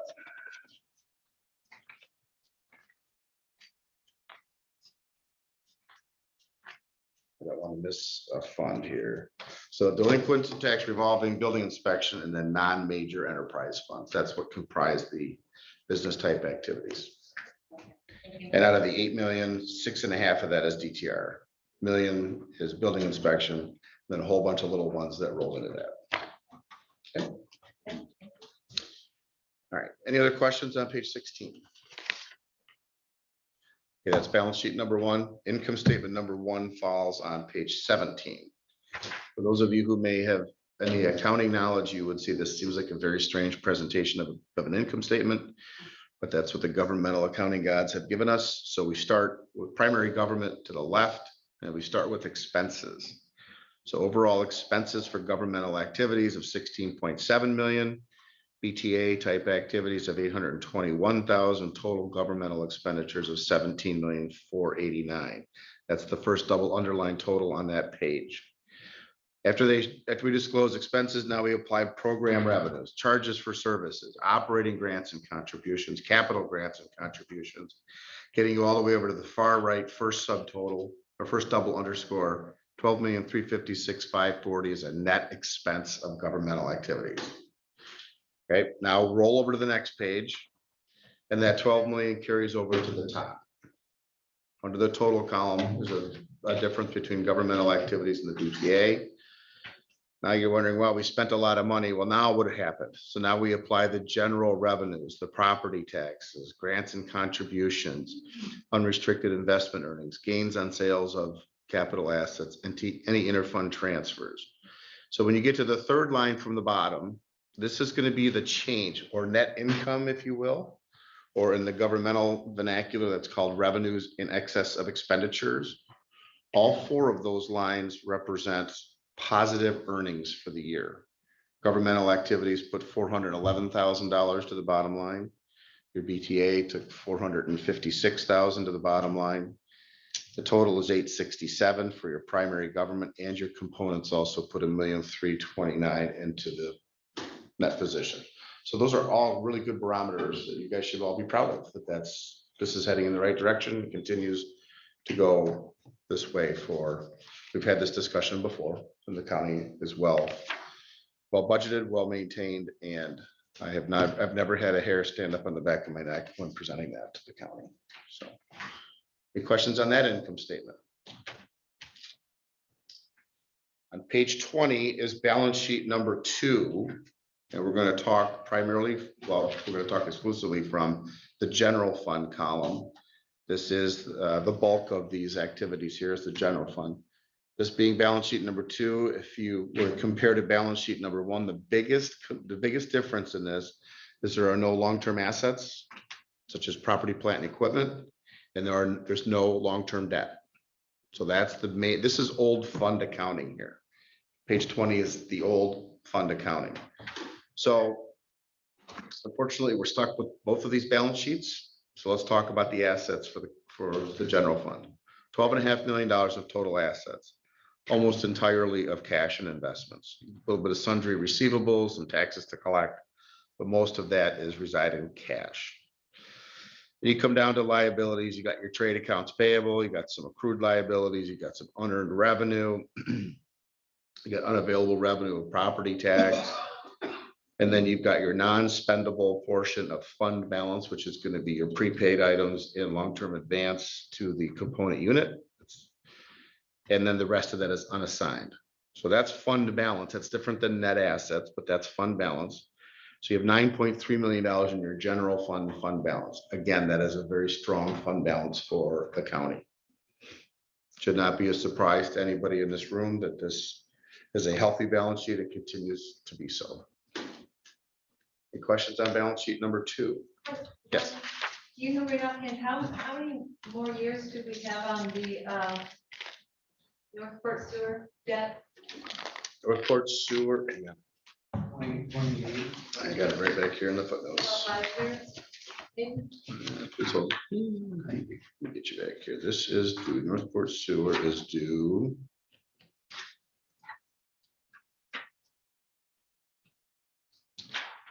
April 1st, 2028.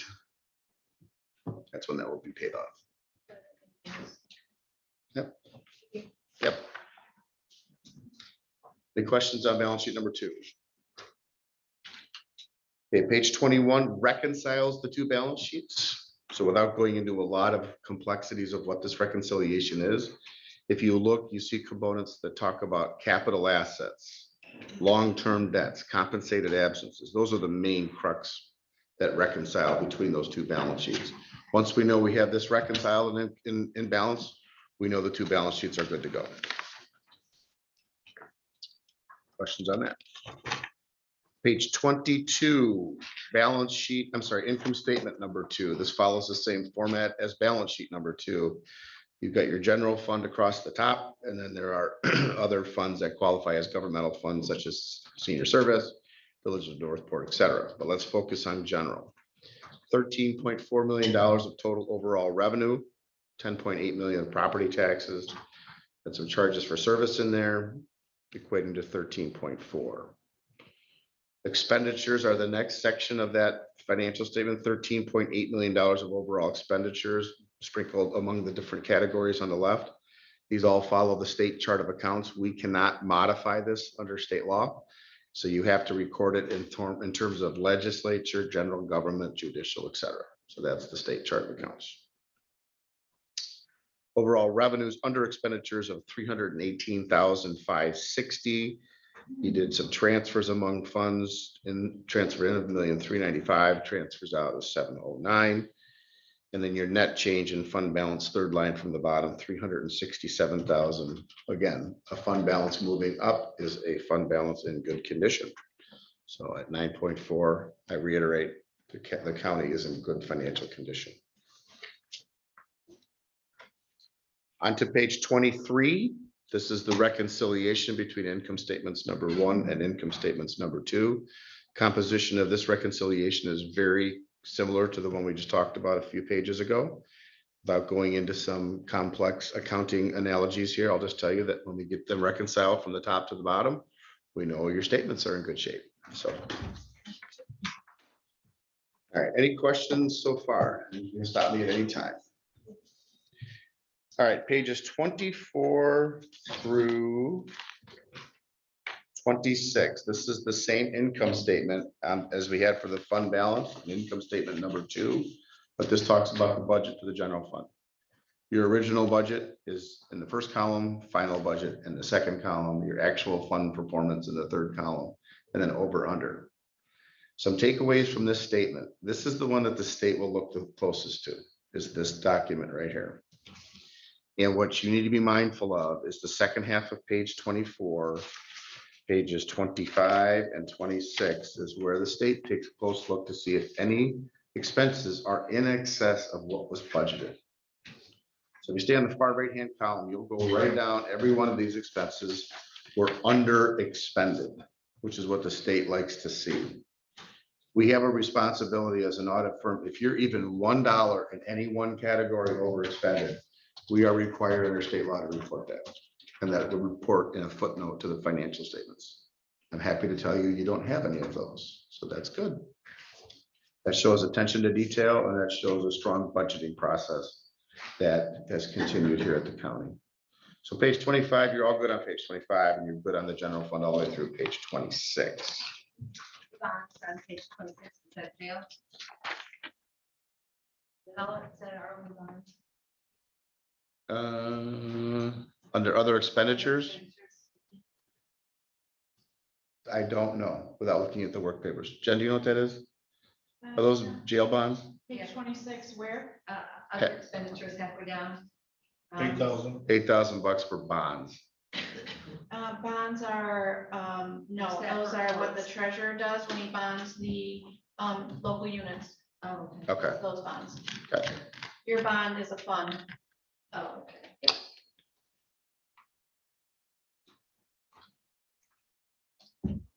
All right, page 27 is the same format for your senior services special revenue fund. Look halfway down under expenditures, you are under expended in that fund by $148,923. So you got a gold star on that fund as well.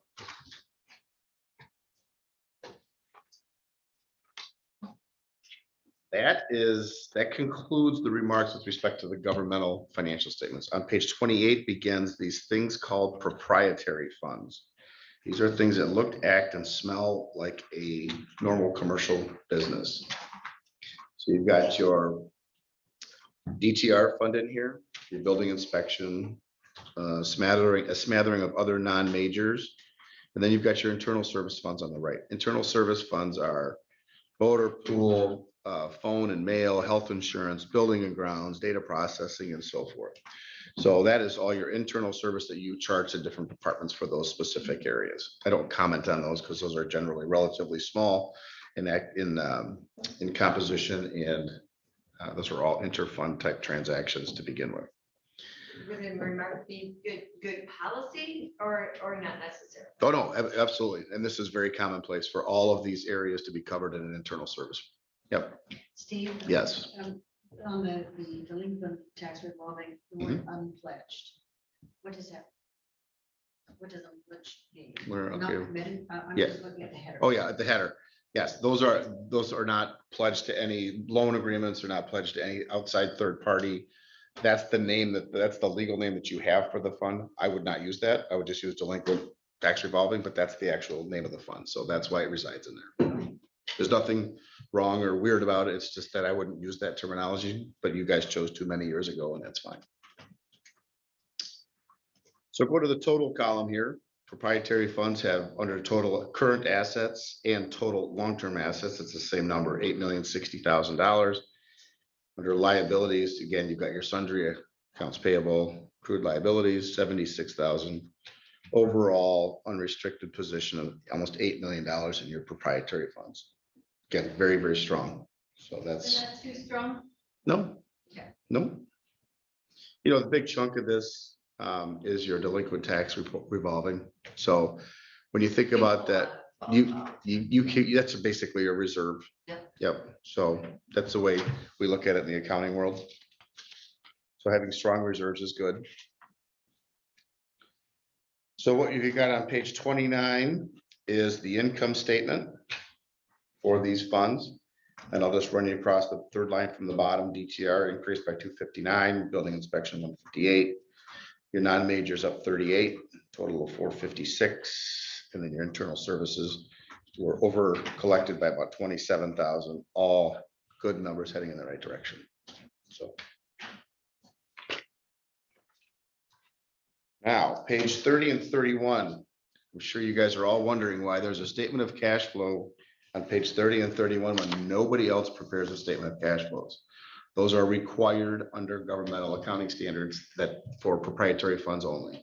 So that's why the governmental funds don't have a statement of cash flows, just for proprietary funds.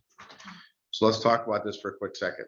Under the total column on page 30, this basically reconciles opening cash to ending cash. Cash provided by operations, $846,000. Where are you? That is probably the single biggest, most important number on this page. You don't want to have these business type funds operating at a cash loss. So you're clearly operating at a cash surplus, which is good. Now, what did you do with the cash? You transferred out 254 to other funds. You received a little bit of interest, or actually this is an interest lost, $338. Overall change in your cash and cash investments of $592,591. When you add that to opening cash, that gets down to your ending cash. So everybody knows in the room, cash is king. So you see in these funds that cash is increasing across the entire spectrum. So that's, again, good.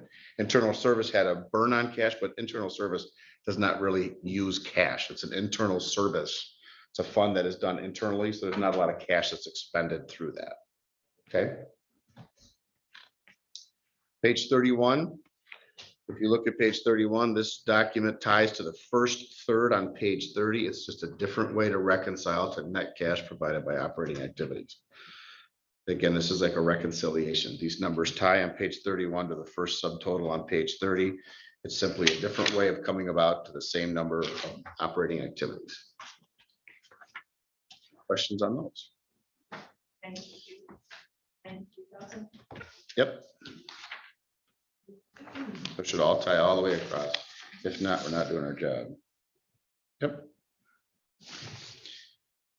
Right now into the not non-normal, but the funds that are not operational, your fiduciary funds. This is a fund that you have cash and investments, which you hold for other people. So there's your cash and there's the amount you owe to other people. And page 32, that's your fiduciary funds. New a year ago, page 33 was an income statement for this fiduciary fund. We used to never put a financial statement or a income statement related to the custodial funds because they were in and out. And there was whatever you took in, you owed somebody else. Well, the accounting rules changed, said we got to put an income statement in here. So you'll see here the over total additions of 24.2 million, primarily in property taxes collected, deductions of 24.2 million. Again, primarily in taxes sent to other governmental units. Overall change in your net position of 9728, adding to the beginning 17,024. This fund should always have at least zero net assets. It cannot go below. You don't want that to go below because that would represent you don't have cash or assets to pay who you owe the money to. So. All right, the last two statements, 34 and 35. These are your component units that were on the far right on balance sheet number 1. This is what they are. Road Commission, that's audited by Raymond. We've already issued our report and gone through that with the Road Commission. Then you go across Brownfield Development, Land Bank Authority. Those are held internally here through the county records here. But if you go to the far total, $43.4 million of total assets. 43 million of that is the Road Commission.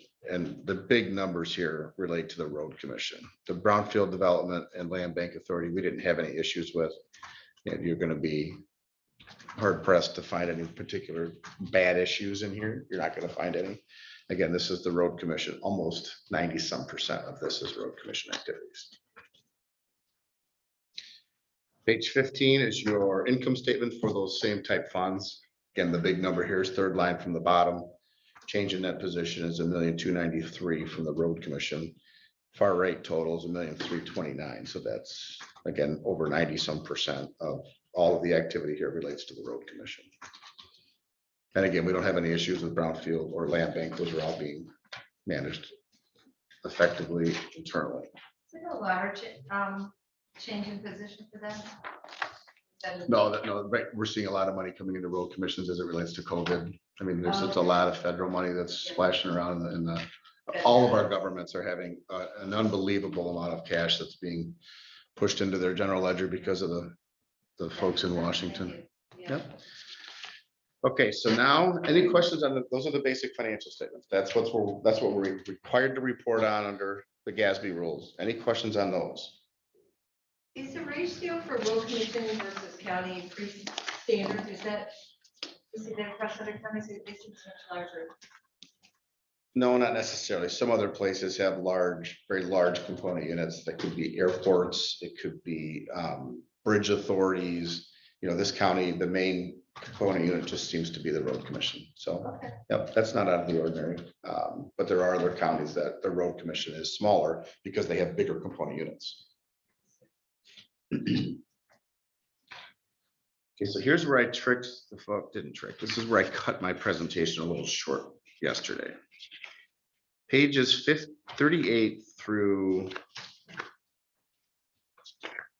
71 are the footnotes.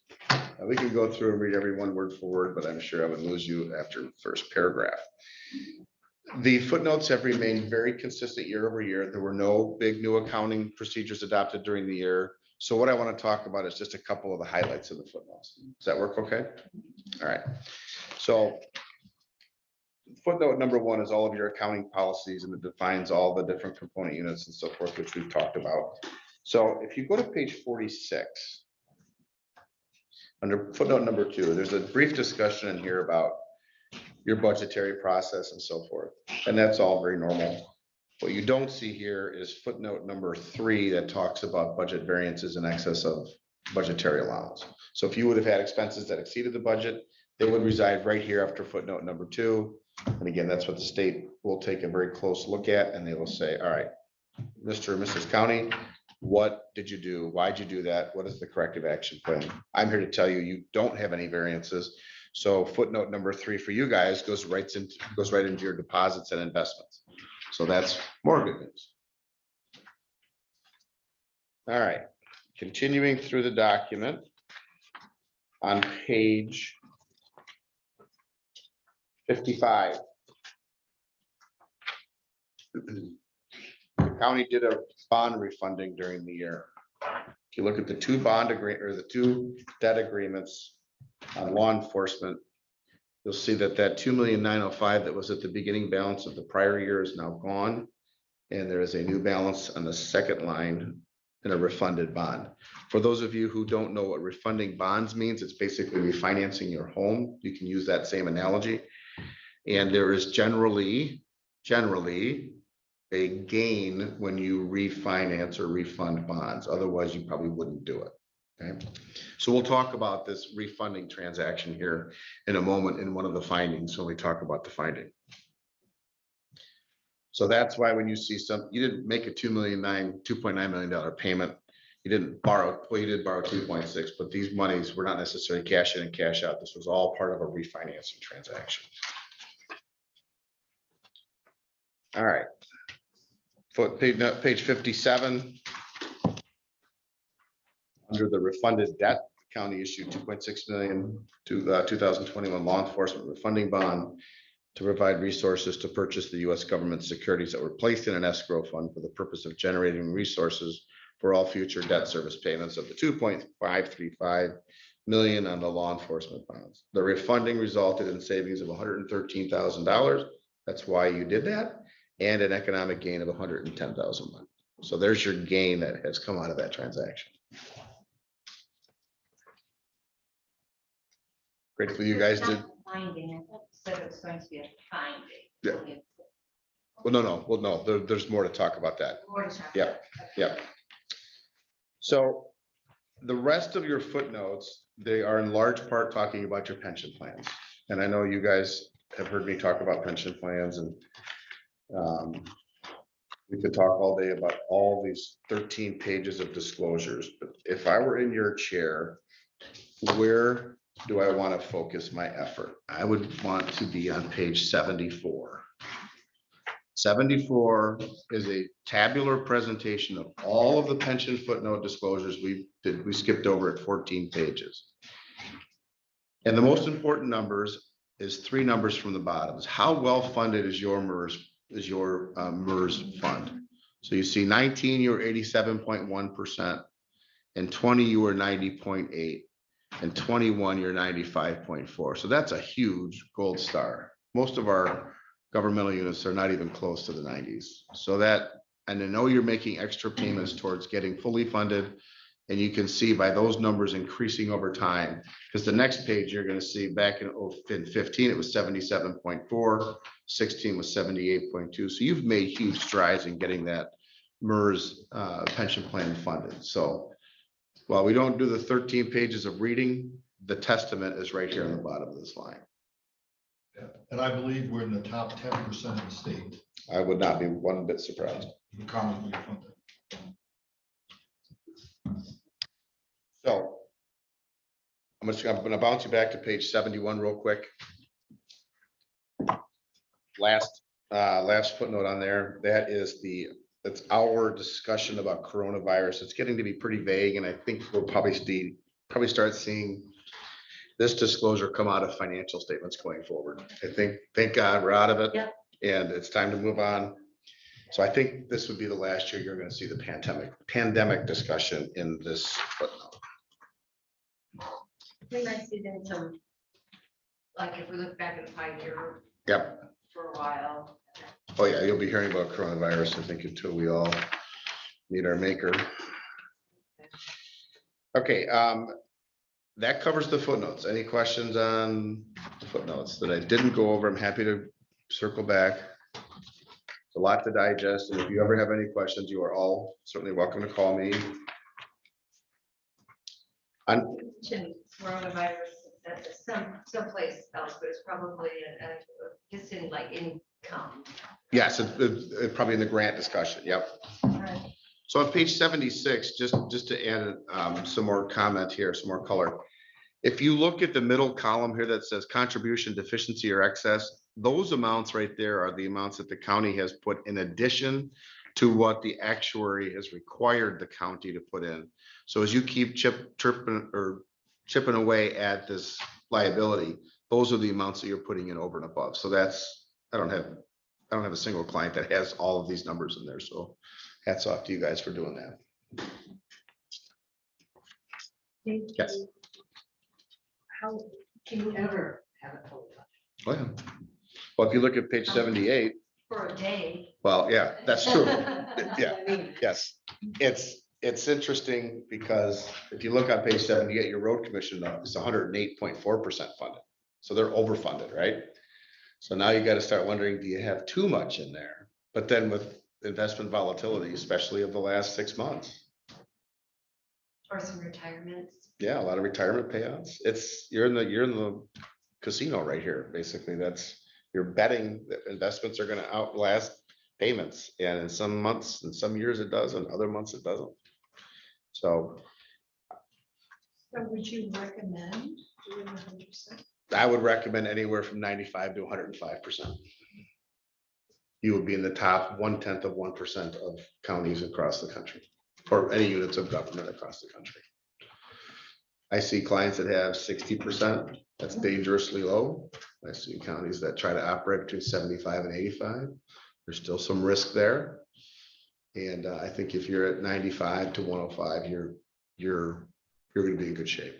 And one other critical point, we don't have any post-retirement liability benefits. For some counties and use of government, that's just as great or maybe greater than MERS. Those relate primarily to healthcare. So we have zero liability for that, Right. which makes it extremely rare in that respect. Correct. Another component is that this was all cash. We didn't borrow or bond money to make these payments as some counties have. Yes. They've got a big liability hanging out. Yeah. Also. There's a lot of controversial thought on bonding pension obligations. And you can have 4 accountants and have 4 different opinions. Right. So, My opinion, that wasn't the way to go. yep. All right. So the rest of the pension disclosures from 78 to 82, those relate to the road commission. I'm not going to bore you with that. That's in their financial statements. The combining and individual fund statements begin on page 84. These are the very, very small transactions. I don't talk about those because there's a lot of minutia in here. Move all the way back to page 102. I'm sorry, past that. These are more sketches. We're going back to page.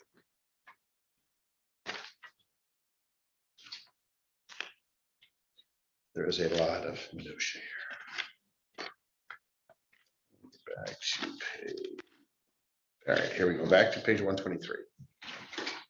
So Hold that thought. We did get past, what is, I've been having some heartburn over, these special, districts for drains. We used to have just one and now we're looking at like 5 and. Yep. Because those are gonna be bonded by those, or funded by those people. it's like a special assessment fund. Yeah. Back when GASB 35, not 35, GASB 34 came out, they required those special assessment funds to be combined. I mean, you can account for them individually, but at the end of the day, they all roll up into one. So this is the special assessment district. So you're probably finding more accounting and more minutia in that, but that's the best practices at this point under governmental accounting We've got standards. some liability if it's like, we put some funds into, kind of maybe should have. Yes, Until it goes through, then it's got the special assessment. correct. And I don't think there's been any imprudent investment in a district that you would have lost any material amounts of money. 123, internal control and compliance, what everybody likes to talk about. So this is the opinion begins on page 126 and ends on 127 with the report of the finding. So let's talk about this for a second. There's a lot of language in pages 125 and 126. What they attempt to report is it gives you the reader the hierarchy of what findings are according to audit standards. So the most severe is a material weakness. The next is a significant deficiency. The next is a control deficiency. And the last is an other matter. Okay, other matters are permitted by the rules to be presented to you and given to you orally or in written format. We do all 4 categories in a written format as a matter of firm policy. So you will always have a written document from us that talks about this. So that's what this first few pages talk about. If you go to the top of page 26, so what do the opinions conclude?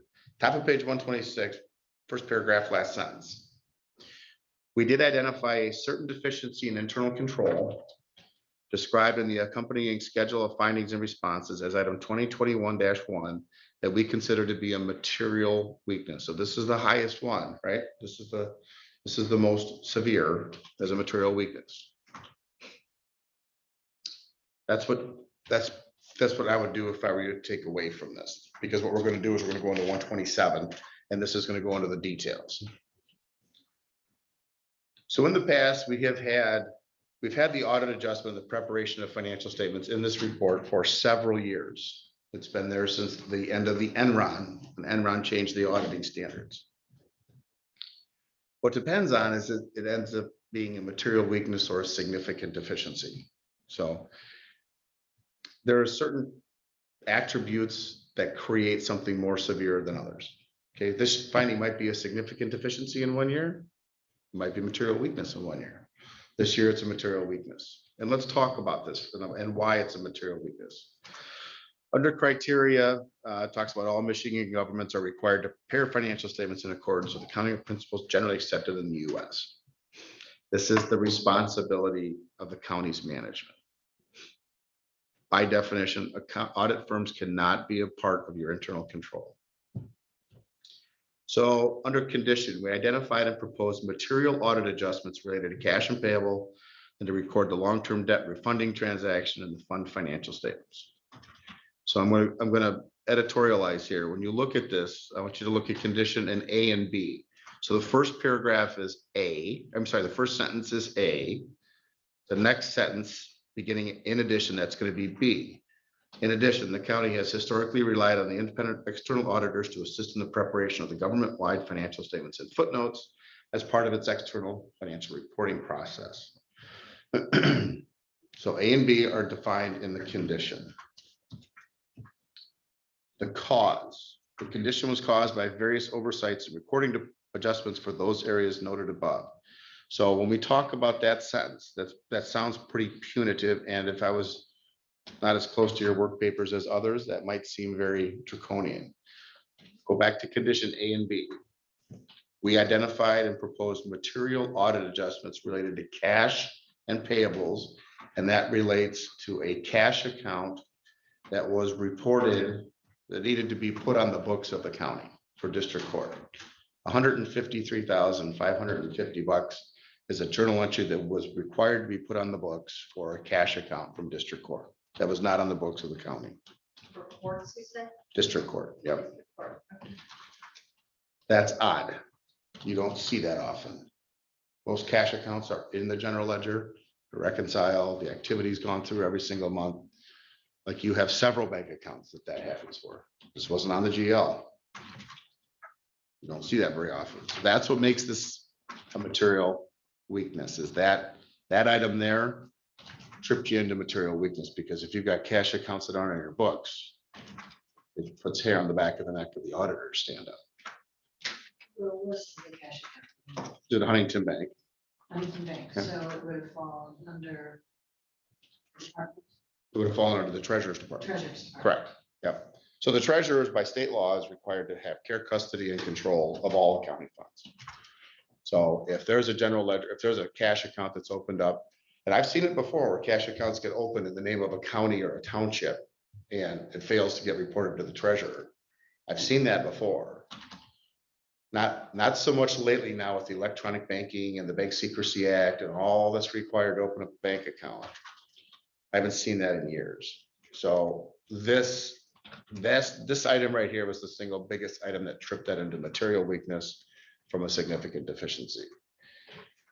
You know, you think you're going through as an auditor, you're going through your audit, all of a sudden you find a bank account that the bank tells you is out there, and now you're going, why isn't this in the GL?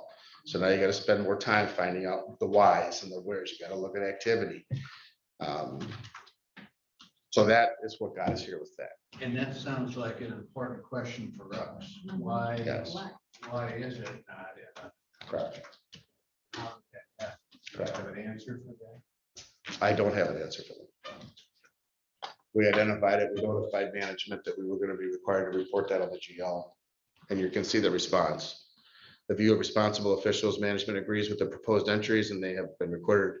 In addition, the county has evaluated the cost versus benefit approach for the internal control. I mean, that's the normal language that you have for us preparing the audit or the financial statements. The first sentence, management agrees with the proposed entries and they have been recorded. You would have to concur, you have to talk with the treasurer's department about what the plan on that is. So remember, we talked about two parts here. So let's put the AJE for the district court away for a second. And if you go back to condition, first sentence, and to record the long-term debt refunding transaction in the fund financial statements. That is relatively complicated accounting. Okay, so not every client goes through a refunding every year. Not every client is the exact same when they go through a refunding. The elements are different. How the bond counsel does it is different. So most of our clients, when they do a refunding, they will call us and they will say, Mr. or Mrs. Auditor, we've got this refunding going on.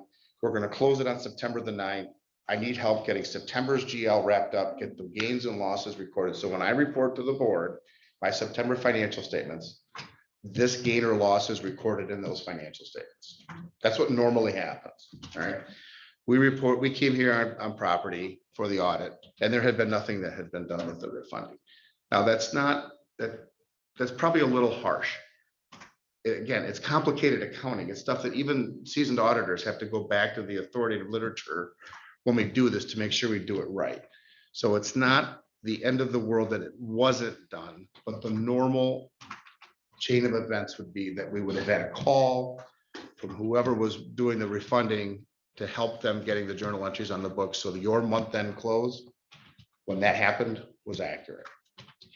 So from this auditor's position, not the missing cash, the cash that's not on the GL is a bigger issue than the bond refunding. We are here to help anybody that goes through these complicated accounting transactions, and we can help them get the entries on the book. We just need to get notified that's going on. When you show up to do the audit field work And that entry was about a $2.5 million entry. Yep, it's material. It's big numbers. That's why they say material audit adjustments. We also help clients with other material audit adjustments, such as routine things like depreciation, certain accruals, that kind of stuff. The routine material audit adjustments are just that. They're routine. We do them every year and there's no big deal. These two are items that were kind of out of the ordinary. I don't find a lot of fault in the bond refunding because that's complicated and a lot of people don't want to deal with that, and I get it. But to have alleviated that, we could have been notified ahead of time, got the entry on the books, and that would have gone away. The cash account, I don't have an answer for why that was not on the GL. That is a question you'll have to talk to the treasurer's office on. I was just thinking as a matter of process in terms of being cognizant that the fund is out there and making sure that it is on the books so that that's a follow through issue. So it's something we do need to take up with the treasurer. So just got missed. Did the person who should have been doing this now realize it should have been transferred or just got missed? I mean, I don't know. I don't know all the particulars of what's surrounded it. I can tell you it's that. not missing money. No, it's not missing money. Correct. So we confirm with your third party, we confirm with your bank. Your bank gives us a list of 25 accounts you have. We start going through, okay, GL. Where's this one? So that's how we came across this, right? And then we looked at it. Now that's not there. So we got to do a little bit more audit on that. And we proposed the entry to the 153,550 for district court. And you just don't see that very much anymore.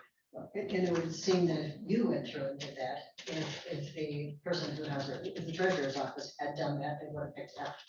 So it's a matter of being far more alert and detailed in terms of that transactions and what's going on. It's a good question would be to ask, how did the account get opened?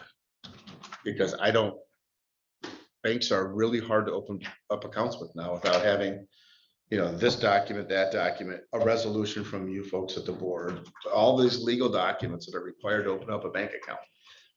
I don't know how it was either opened up or how, if it was done legally and opened up and how it didn't end up on the GL then. That's the mystery. Obviously opened in Leelanau County's name, that's what it's found. Correct. Yep. It was Huntington's banks. Huntington Bank, yeah. It doesn't hurt, we do this every year as a matter of confirmation for the banks. It doesn't hurt to call the bank and say, how many accounts do you have under our federal ID number? I've got 39. Okay, I got 39 accounts there. I got 39 accounts here. And make that match before we show up. So that's something like that. It's as easy as that. And I'm sure you've got a personal relationship with the banker that would be happy to provide that information. That's not overly burdensome for the bank. Treasurer's not here, but I think it would be appropriate for us to request that you join us next Tuesday and help us understand this issue. And the findings on the things that are reported to the clerk's office are all fine. The problem is in the clerk's office. That particular finding was to the treasurer's office has, under state statute, care, custody, and control of all of the county funds, and this was not on your general ledger. And I do realize going through some of the past audits, this isn't the time. You had a finding in the treasurer where the clerk's office has been clean. So clearly we have some kind of a problem and detailed follow-up. We've had some issues. Yes, that is an accurate statement. And I don't think, if it was a material fraud, you would see me long before today. I would be here talking to you about that long before today. So, not everybody's a CPA, thank God. And there's complicated stuff out there. The bond refunding, you do other stuff. Charts of accounts change within the state. We try to be patient with our clients in terms of managing those expectations. We find our best relationship with clients is when there's a complicated issue, is they call us and they say, can you help? And we have clients that want to have us do it for them, which results in a finding like this. or we have ones that are more proactive that say, help me. I don't know what I'm doing here. And that's okay to say that because there's some complicated stuff out there. Or as soon as complicated, it might be something that just looks simple. Yep. It might not seem complicated, but actually. And not a lot of cash changes hands in a bond refunding. So if you're writing a big check, that's okay. Now I got to record something, right? When a bond refunding happens, there's a lot of stuff that's all done paper. It's all done via paper. And the banks take care of transferring the money over here, and it's all done that way. It's not a check from Leelanau County. So it can easily be missed or forgotten or said, I'll follow up on that later. And that's not abnormal. And for some of you who have your own businesses, you might have that ask my accountant line item in your QuickBooks. People plug stuff in there all the time to ask their accountants about. Do it all the time. Do it all the time. Yep. So that happens. And this is one of those areas that I think that, again, the complexity of it. And had we been alerted ahead of time, we could have made that closing and getting the entry on sooner, and this would not be there. The cash account, I don't have an answer for you on. That's something we'll have to get. One is understandable. Yep. It's a matter of reaching out to you. The other one is how on earth did that happen? Yep. So I may watch your meeting next Tuesday from New Mexico to see what the answer to that is. So any questions on this document here? This is the nuts and bolts of the audit. Any more questions on that? Since the audit was submitted to the state. That is correct. So that's done. So there's no action required. They just need to accept the financial But statement. it's already been submitted. Yep. Because I know normally you come in June, Correct. but with your schedule, it just didn't work out. And I appreciate the patience that the board had. We were on a trip in Ireland for 2 weeks, and I appreciate your patience in letting me do that. And we did submit to the state. We've got a receipt from the state that it was timely filed. So you are all good to go on that. A motion to recommend to the Board of Commissioners to accept the So, financial yep. audit. Yep. As presented. Yep. So moved. Second.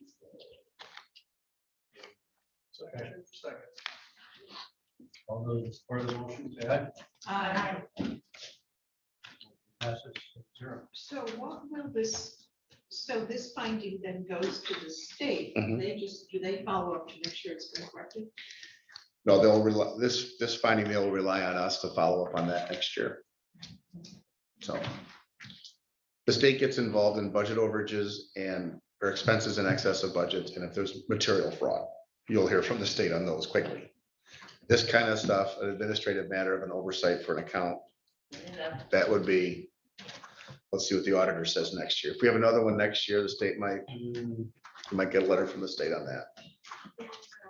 Did we get dinged for not having an accountant on staff again? Yeah, that's all part of that same, that's all part and parcel. That's the A and B of that finding. So, and I believe that with the new gentleman hired, you may have that finding for another year because you're going to have half of 22 without having a CPA, and then you will have the second half of 22 with a CPA, presuming. I'm not sure the CPA. That's what, I was gonna ask a question. Oh, I thought he was. Well, I can confirm. I'm not sure. Okay. So, yeah. Auditing is, that's my question. I'm hoping so. Yeah, I would think he's. He maybe. Okay, all right. So the whole deal is how you get out of that as a CPA that's current with their licensing, current with their continuing education. That's how you get away from that. And my understanding was that we could potentially get rid of this with Jared. I don't know. So now we'll know more next year at this time. Okay.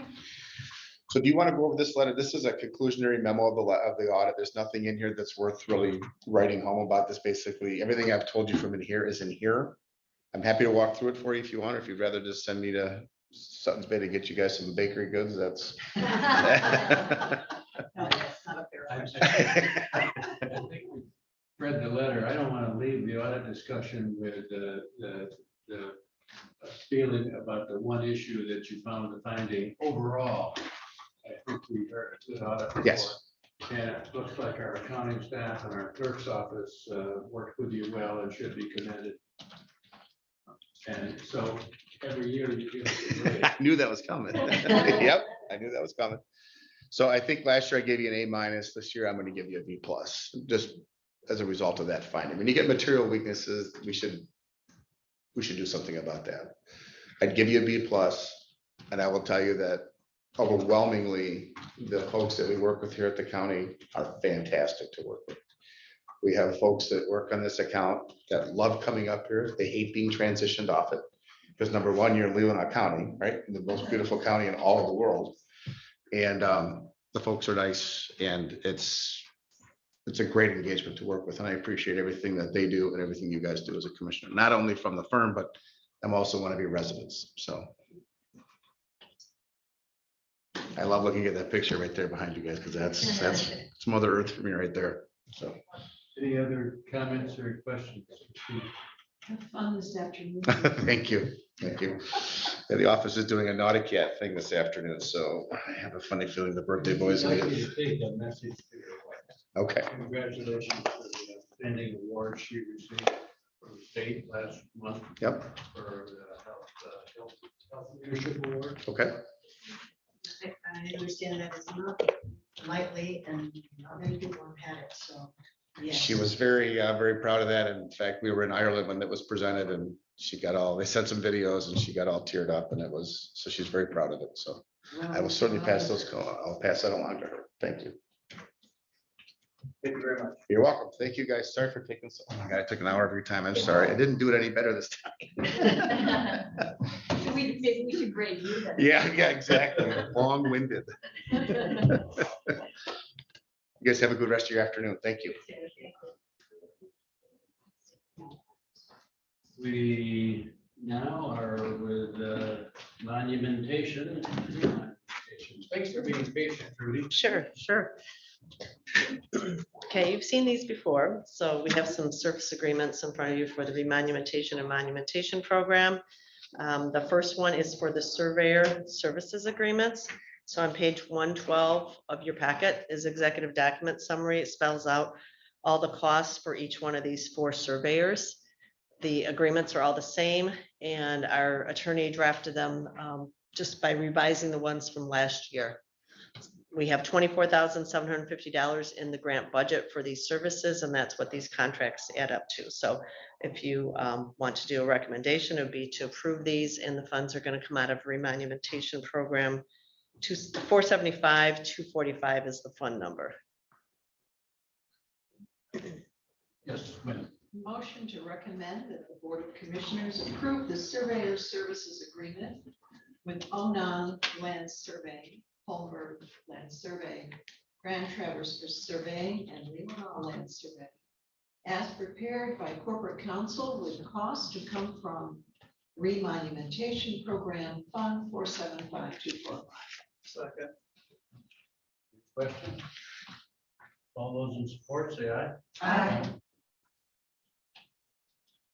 Okay, the next one is on page 127 of your packet, and this is for the peer group agreements for a total of $2,100 split between 3 of the same firms. And that is, again, a motion to recommend that be approved and for the funds to come out of the remonumentation program. Linda? Yes, I would move to recommend to the Board of Commissioners to approve the monumentation and remonumentation peer group agreements as prepared by corporate counsel with Onan Surveying, Holmberg Land Survey, and Grand Traverse Surveying, with the cost to come from remonumentation program fund 475275. Second. Questions or discussion? All those in support of the motion, say aye. Aye. Opposed, same. Motion passes 6-0.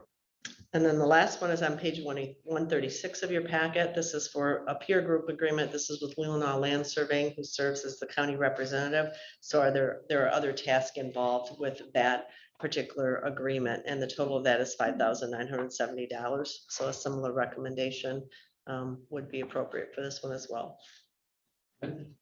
Motion to recommend that the Board of Commissioners approve the monumentation, remonumentation peer group agreement with Leelanau Land Surveying as prepared by corporate counsel, with costs to come from the remonumentation program fund 475245. Second. Discussion, questions? All those in support of the motion, say aye. Aye. Motion passes 6-0. Mr. Chairman, before I move on, I just want to publicly thank Judy for taking on Remont. I know some of you know This is not a function of the planning department. It's something Trudy took on. It used to be a function of the Register of Deeds office, and they chose not to proceed with it. And so Trudy volunteered to take this on. It's just a wonderful job. Thank you, Trudy, for your service. What else is on that list of things that Trudy's On her volunteered? job So you want me to work on description, that? all her duties assigned, that's the biggest part of her job description. I've got one going. But no, thank you. I mean, it's, you know, it's a bit of an effort, and she stepped up to the plate and volunteered to take this on. And so, and she's done a great job with it. It's technical. There's a lot of things that just have to all go in place certain times. And as I have said for 10 years, in Trudy, I trust, and she's got Trudy. That's why she's chair of our website design committee. Yes. We know Trudy get it done. In your spare time. In her spare time. Yeah. Speaking of that, you're going to give us a brownfield development update. Yes, the next two items are updates only for you. So I had reported to you that in June, I attended the Casson Township Board meeting along with Jeff Hawkins, who is our consultant that drafted the brownfield plan, and Wendy Irving from Habitat for Humanity, and Melinda was there as well. So they postponed action on that plan. We have since provided them with additional information that they requested, and the meeting is tonight at Casson Township again at 7 p.m. I unfortunately will not be able to attend, but the other members will be there. And I think Yarrow Brown is also attending from Housing North to talk about this again. So what I'm asking is that you just leave this on your agenda for next Tuesday. After tonight's meeting, we'll be able to tell you if it needs to be on the meeting next week or if it needs to be moved to a future meeting. So the township can approve it. They can postpone it if they need some more information or want to discuss it further, or if they deny it, then we're done. We're not going any further with it. But you just, I'm sorry, I missed what their problem was? What this last problem Not is? really great the way you should put that exactly. Their minutes from the township meeting spell out some of the concerns they had with it. And Okay. we've done 5 plans so far in the county, and all 5 of them were approved. So this is our 6th plan. This is the first one that deals with housing specifically, is related to some of our other developments that had environmental concerns and so forth on them. And some of the questions they raised was, you know, how much money is this taking away from the township over that time period? You know, will the project go on without it, and so forth. So those questions will be addressed tonight. We'll see if the township is ready to act on it or not. That's the tip issue. Okay. Yeah, it's the tip issue, and we've seen that before, but this is a new type of a plan. And as I explained in my email to them, Casson Township could be the leader here in the county to show that this type of a development can be done with a brownfield plan and used as an example in other communities. If we got one of these done in every township with 6 units or 10 units, that's a lot of housing across the county for our workforce. So we'll see what happens tonight. So I would recommend to the board of commissioners to move this issue forward to the agenda Tuesday night. Okay, motion say aye. Aye. Yes, 6-0. So I'd like to just add on that even though that's not my district, it is my city, it's my town. We still have you here for planning commission update. Yes, just a quick update for you. There was 2 members who stepped down from the planning commission. They both wanted to continue, but they have other issues and commitments and just couldn't give it their due diligence. So they stepped down from the planning commission, which opened up 2 positions, one in business and one in transportation. And at the the county planning commission meeting, their last meeting, they made a recommendation to you to please advertise for these positions. There are 4 applicants right now that you have available. 3 of them serve on at least 1 other board. Some of them serve on 2, and 1 has served on the planning commission in 2 different time periods for quite a few years. So the planning commission is asking that you just advertise first before filling those positions. We need a motion for that. I don't think so. Laurel's already. It was advertised, and there was an article in the paper last week. Yeah. And we do have some applicants coming. Yeah, so that's just a quick update for you so that you know what's happening there. And that's all I have for you today. Thank you. Thank you. The next item on the agenda is prosecuting attorney, request for renewal of the law library books. He's the one's here. I know this comes up every year. It's required by law that Yes. we support this. I move to recommend to the Board of Commissioners to approve the Westlaw Thompson Reuters contract to provide law books to the prosecuting attorney's office for a 5-year period upon signing the contract as presented. Second. Any discussion? All those in support of the motion say aye. Aye. Motion approved 6-0. Now have a contract with the MDHS from the prosecuting attorney's office.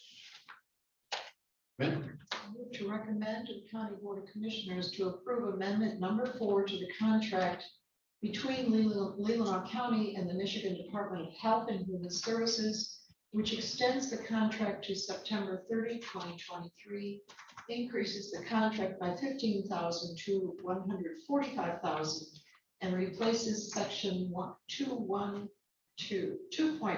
billing. Second. Any discussion? For the motion, say aye. Aye. Motion approved 6-0. We now have information tech purchases. Yes. Thank you. Thank you for being here. Page 158 of our packet.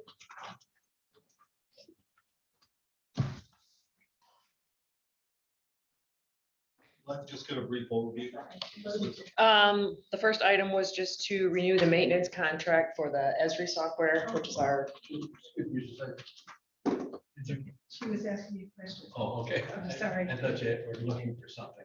Okay, would you start over? sure. The first item I have was just a renewal of a maintenance contract with Esri, which is our mapping GIS software that both GIS and dispatch use.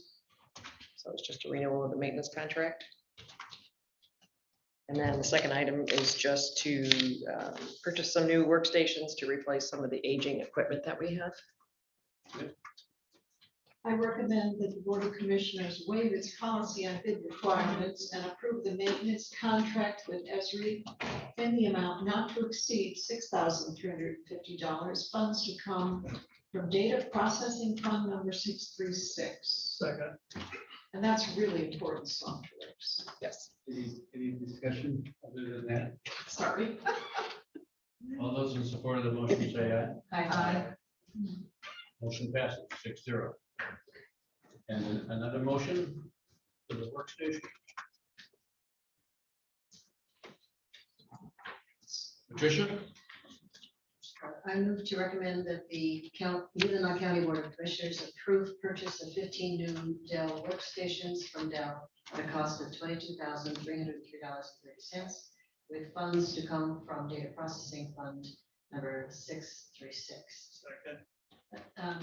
Got a question on that, if I may? I know we're kind of slowly replacing some of these. How many more do you feel are still going to be needing to be replaced for our employees? I've actually got quite a few. I've probably got about a good 30 of them total that I would like to see done between this year and next year. Okay. So, In reality, we're always going to be constantly replacing because they get outdated. yeah. So that you get through the search cycle, you have to start the cycle all over again. Exactly. Yeah. I just was curious where we were in the cycle, so. We were doing fairly well, but there are still some that need to get upgraded. Any other questions? All those in support of the motion say aye. Aye. Opposed? Motion passes 6-0. Tricia? Brianna, I just had another question. Thank you first for helping Barbara Hall yesterday try to get on the computer. This is a problem we're continuing to have. When she came back to the conference room too, she was not allowed to be on it anymore, our website, or on our internet. On the Wi-Fi? Yeah, it just knocked her right off the phone. So, and there was another person there, and only 2 of the 4 of us could get out. So I don't know what's going on. That's not the first time it's happened, so I'm wondering if that's another kind of problem. We do have some issues with our wireless network. I have recently signed up for a maintenance agreement for the devices that we have and the switches that we have for that. And I've also ordered 4 new access points, but I believe they're back ordered, so I'm hoping to get those in the next month or so. And hopefully I will improve that. The other one was, I have a question, what came up on screen rather than our usual login was, you can log in for free, or you could log in at a price. I didn't know we were doing that, number one. Or No, where we're that was not. coming I guess I would like to see that, Yeah. what was on the screen, because from. Yeah, it'll allow you to put a PIN number in, almost like when you give the authority to someone who's working in the building. There's 3 choices. Yeah. It's not just the one all the time. No, and the one is a Okay. fee and one's a pin, and one is. I wonder if that has changed because of the maintenance. I will take a look at that, see what's going on. Okay, thank you. And one more thing, as long as you're taking a look at things, could you check out the system downstairs when we had our broadband meeting? The technology to connect to projectors is more advanced than our equipment. And our presenters couldn't connect to the projector because of cables. The different adapters that we have. And I think it's probably time to update, make it wireless connection and however. Connection to the projector. Sure, you can take a look at that too. Thank you. Okay, you're welcome. Thanks, Dan. You're welcome. Sure, sure we In a little can. bit. Everybody want to take a look, all right? 10 minutes?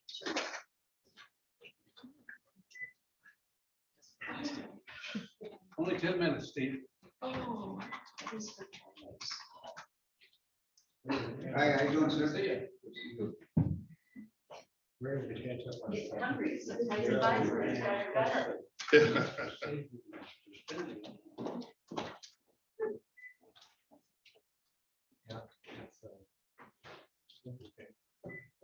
Yeah. You learn things for me? Yes, sir. Oh, good. Yeah. We just got our budget. Nursery rhyme, we stand up and sing an instrument. Really? Had a couple pounds. Wow.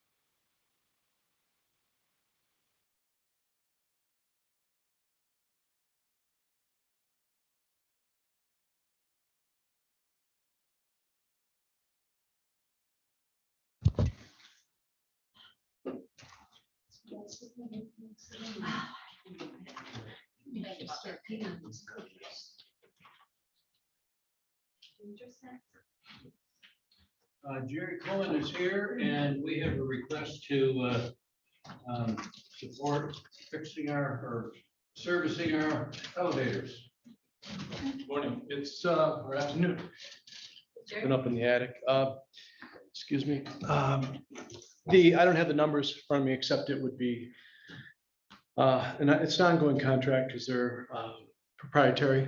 Otis is the company that we use for all our elevators, all 4 of them. And we'd save some money by. Let me help you, Jerry. Yeah, would you help me there? $764. To approve this, it'd be lowered to $724. Correct. And we're not going out for bid because they're Otis elevators. So we need a motion. I move to recommend the County Board of Commissioners to waive the board policy on bids to approve a 5-year contract extension between Leelanau County and Otis Elevator Company for maintenance and repairs as presented, funds coming from Fund 631 contractual services. Support.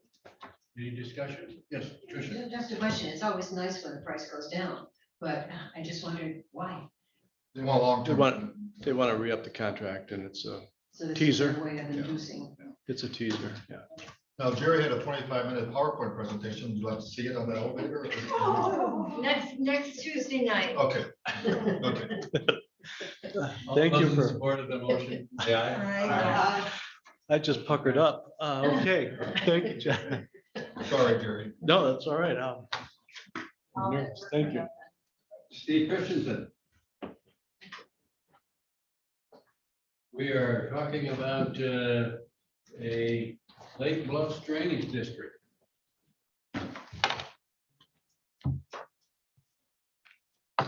Brian and I are here today seeking full faith and credit resolution. The documents are in front of you.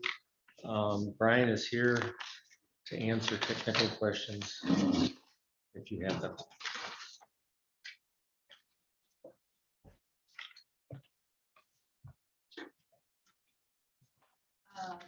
Going to Solon Township Board Thursday evening.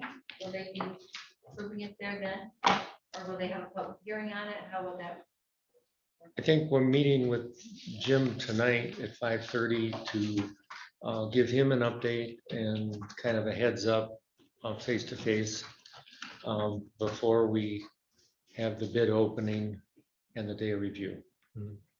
Yeah, there isn't anything that we need to get from the township. There's no approvals or full faith and credit. No, no. Even though they'll be doing the taxing for us. Yeah, there's simply an intermediate, as long as we get the taxes to the township by the last Wednesday in September, you can get on the roll for December 1st. So yeah, we're meeting with them tonight to give them a heads up prior on what we're looking at for their assessment, basically. Talk to them about it before the bid opening and day review that we have coming up. Tricia. Yeah, I move to recommend to the County Board of Commissioners approval of County Resolution number 2022, digits to be added, resolution pledging the full faith and credit of the County of Leelanau within constitutional limits for the payment of the Lake Bluffs Drainage District drain note as presented. Second. I'm sure I know the answer to this, but $600,000 or $800,000, it sounds like a lot of money. Is there any risk to the county? This comes up a lot, like with full faith and credit resolutions, and very astute commissioner in another county said basically it'd be the end of the world before we really would ever have to recoup any of this, it would really come back on us. And that's in talking to the financial advisors and the attorneys we work with, that's basically the situation, because the banks look to recoup within the district first, or just like taxes, if someone defaults, they go back and it stays on there just like property tax if it's not paid, so they recoup it that way first. So it really would have to be, you're talking about half the people in district or the county defaulting on their taxes and, you know. And I've never seen this ever come up, and we've been in some pretty financially restrictive townships and areas done projects for. I understand that this will ultimately save the taxpayers' dollars. Yeah, it just assures, yep, it just assures that we're gonna get the best possible rate, you know. So County has a very good credit rating, and it's just another backing on top of financial layer backing. Yep. So it's somebody who's paying for this assessment is going to pay for this. Yes, Yeah, this it'll- ensures that they'll pay It'll less. save the township too. Yeah. Any other questions? Just by coincidence, I ran into some people who live on Lake Lodge yesterday, and they were very grateful that's going forward. And there's a lot there that's for sale. And because of this, the listing has been changed and the price has gone up substantially more because now it has a greater value because of what is happening now. So the people that I said thank you. So I took full credit, Steve. For it. So, well, Always they're like very to, grateful. always like to hear good, Thank you good all. news. But we're not saying. But well, they want to come because they see the value of it. There is a value. Yeah. So thank you for all the work. They were very grateful. No, I gave you credit. Will this Thanks. that lot that's been for sale there at the corner of Parents Landing too? It's had some issues in the past. Yeah, they, yeah, the owner started work and we had a talk and then he stopped working and then he got a DEQ Eagle permit to do a retaining wall and a duplex there. I thought it was a nice plan and a good spot for it. I was hoping it'd go forward. It did not go forward. I think the Eagle permit's expired, but I think it could be renewed. If someone were to look at it, I did talk to one real estate agent that was considering buying it actually. And I told him that story, but I think the sign's still up. Just so unsightly. I just wish something could be done with that. You know, it's got issues. Yeah, it's, yep, I agree. It would have a lovely view. We do have a motion on the table. Any other questions or comments? All those in support of the motion, say aye. Aye. Opposed, same. Motion passes 6-0. Thank you very much. Thank you. Hopefully this helps with that. Because that's what the problem was, a great effect. Oh, boy, yeah, that, they had serious problems and still do until we get it fixed. So, yeah. I'm glad that our county can stand behind our people like this and support them. Thank you. And next on our agenda is the commissioner study session check. Yeah, last month you agreed to have a study session on July 25th. Look at septic systems, options and so forth. And we've done this before, and I think for the best use of your time, we also need to develop an agenda. So if any of you have speakers or topics that you'd like to have on the agenda, please let me know. If you could do it by this week. I'll start off with the legal opinion that we did some years ago on what is the authority of the county board versus the health department, because any ordinance has to come from the health department, but that'd be good to do that. But if you have any topics or speakers you'd like to have come on the 25th, please let us know. We'll be glad to contact them and see if they're available. Last time we did this, we had a broad spectrum of speakers coming in to give overviews. And so we got over 2 weeks, well, almost 2 weeks to get the agenda out. And I know Eric Johnson knows about this, so I know Mr. Johnson will be here for sure. But if any of you have ideas on speakers, if you want us to contact them, we'll be glad to do it and try to finalize the agenda by first part of next week. Want to call me or email me your speakers. Thank you. Any questions for Chad on that? Or any questions? Send them into chat. Thank you. We now turn to you and you have several items. Yeah, we'll start with Miss Evans here on the update. She's our auctioneer expert. I think she really enjoys this job. Every day checking to see who's bidding, who's bidding. Get that bid up there. Or Well, there always seems to be a little bit of confusion with people wanting to bid on things, even though it's quite delineated on the front of the auction site, what you're bidding on. I have a handout that I just gave Chat. It lists all a detailed description of the items. We've got currently 3 retired sheriff's vehicles, a retired sheriff's trailer, and from probate and family court, 11 kayaks and a retired kayak trailer as well. And towards the end of the handout, the auction status is listed on the next to the last page.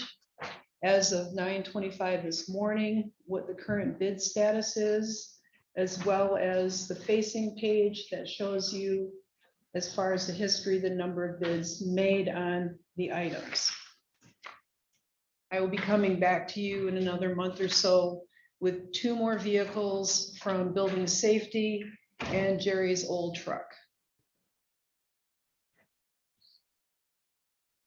The bids are going to end Friday, I believe at 3, and everyone is aware that pending board approval, the following Tuesday night, we will be able to release the equipment vehicles the next day.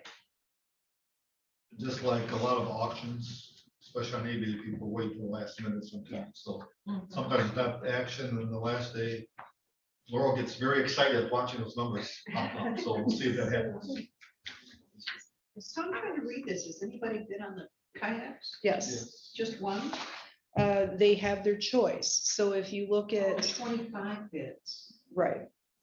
If you look to auctions E and F, which are kind of color coded, it clearly states bids are per kayak and the trailer is a separate bid. Paddles are not included. And under the description, it says parties are asked to submit a bid for choice, with the high bidder being able to select 1 or more each at that bid. Bid is up to $560 for a used kayak, is that?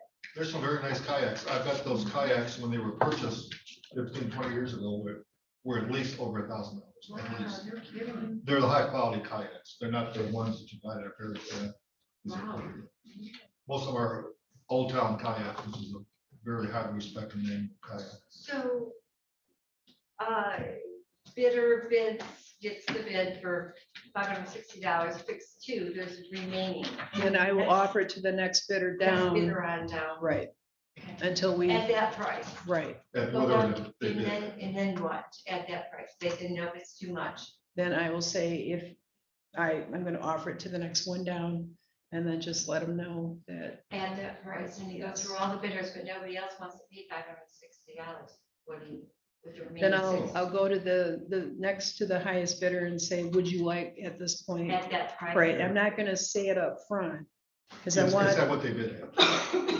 yeah, But we start with the top one, get Yeah, that first yeah, choice. yeah. So it's whatever they did, their highest bid, gotcha, okay.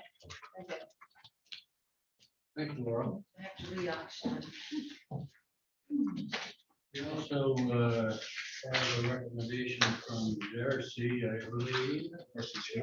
Hers? We come to the table, Darcy? Sure. Well, I'll just give a brief overview. We do this every year. The employees vote on their own delegate. And you want to announce who the winner is? This year, the employees have chosen Armanda Krantz to represent them at the MERS conference. And then the administration picks at least one delegate and alternate. For many years, it's been me and Michelle has been the alternate. I don't think Michelle has attended though. I know one year Jen went. And this year we're recommending that we jointly have co-alternates of Darcy and Michelle. A motion in our board packet. That's at the Grand Traverse Resort this year, so there'll be no hotel costs. Went once in the past. Maybe. Um, Yeah, if any commissions are interested in going, just let us know. We can, Okay. you have to designate one official as the voting, but as many Right, we people didn't want go, to. I didn't go, Yeah. but it was very interesting. Yeah. And the voting is pretty mundane. It's usually under bylaws or something. It's not. Or chattery. Okay, I'll look at that. Do you have is the pamphlet out yet? Is the itinerary? I have not seen the I don't itinerary yet. think so. This is still the early bird registration. We bring it up because we save money by. But if you go to the MERS website, we usually have a conference link and has it will at some point have a detailed breakout of sessions. Yes, go ahead. I move to recommend that the Leelanau County Board of Commissioners approve the appointment of Administrator Chet Janik as the officer delegate to attend the 76th annual MERS conference and to appoint County Clerk Michelle Crocker and Darcy Weaver as co-alternate officer delegates at a cost of $205 per person. Funds to come from Board of Commissioners travel line item 101. 100-118-60000 and Board of Commissioners education line item 101-100-11960.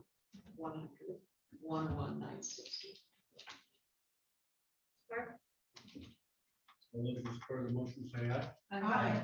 Opposed? Motion passes 6-0. Thank you, Darcy. You're welcome. We now have the action on the MAC dues. Yeah, this is standard time to do this in July. As you know, they always invoice us at a higher amount. We have chosen many years ago not to pay that amount. And we have paid the same amount for the last number of years. And they've always accepted it, have never re-invoiced us for the difference. Commissioner Lutner. Yes, I would recommend to the Board of Commissioners to approve the 2022-2023 Michigan Association of Counties dues in the amount of $10,930.26. Funds to come from Board of Commissioners membership dues and fees 101-101-807-000. Second. Any discussion? Right? Yeah, we have had this thing called inflation. And we've been giving this much decreased amount for years. So I will not support this. I think we should increase, even though we don't increase to the full amount. I think it's appropriate to do an increase. Everything else is increased. I think their services are important, so I will not support this. Any other comments? All those in support of the motion say aye. Aye. Opposed? Um, Motion passes 5.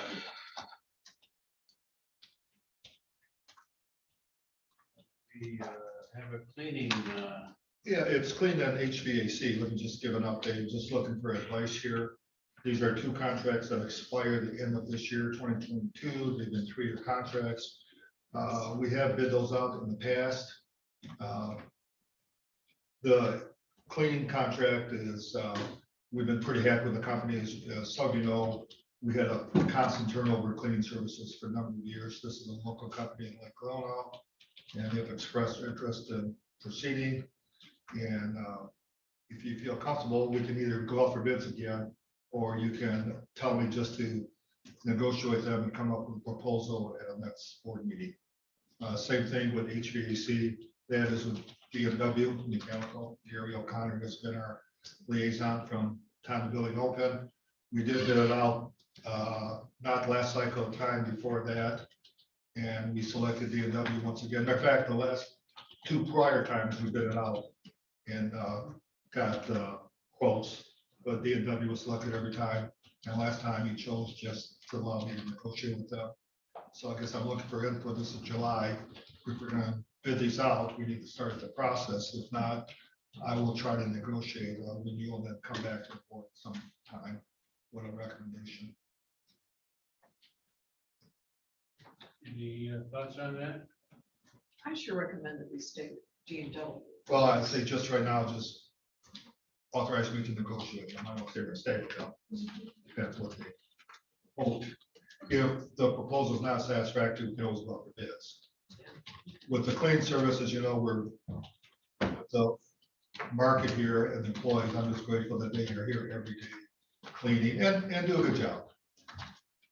You need a motion? No, I just say, if there's no objection, I will negotiate with them and come back with some recommendations to you at a future meeting. I would agree. Yeah. Okay. So I don't want to do that without talking to them first. All right, thank you. And you have an update from?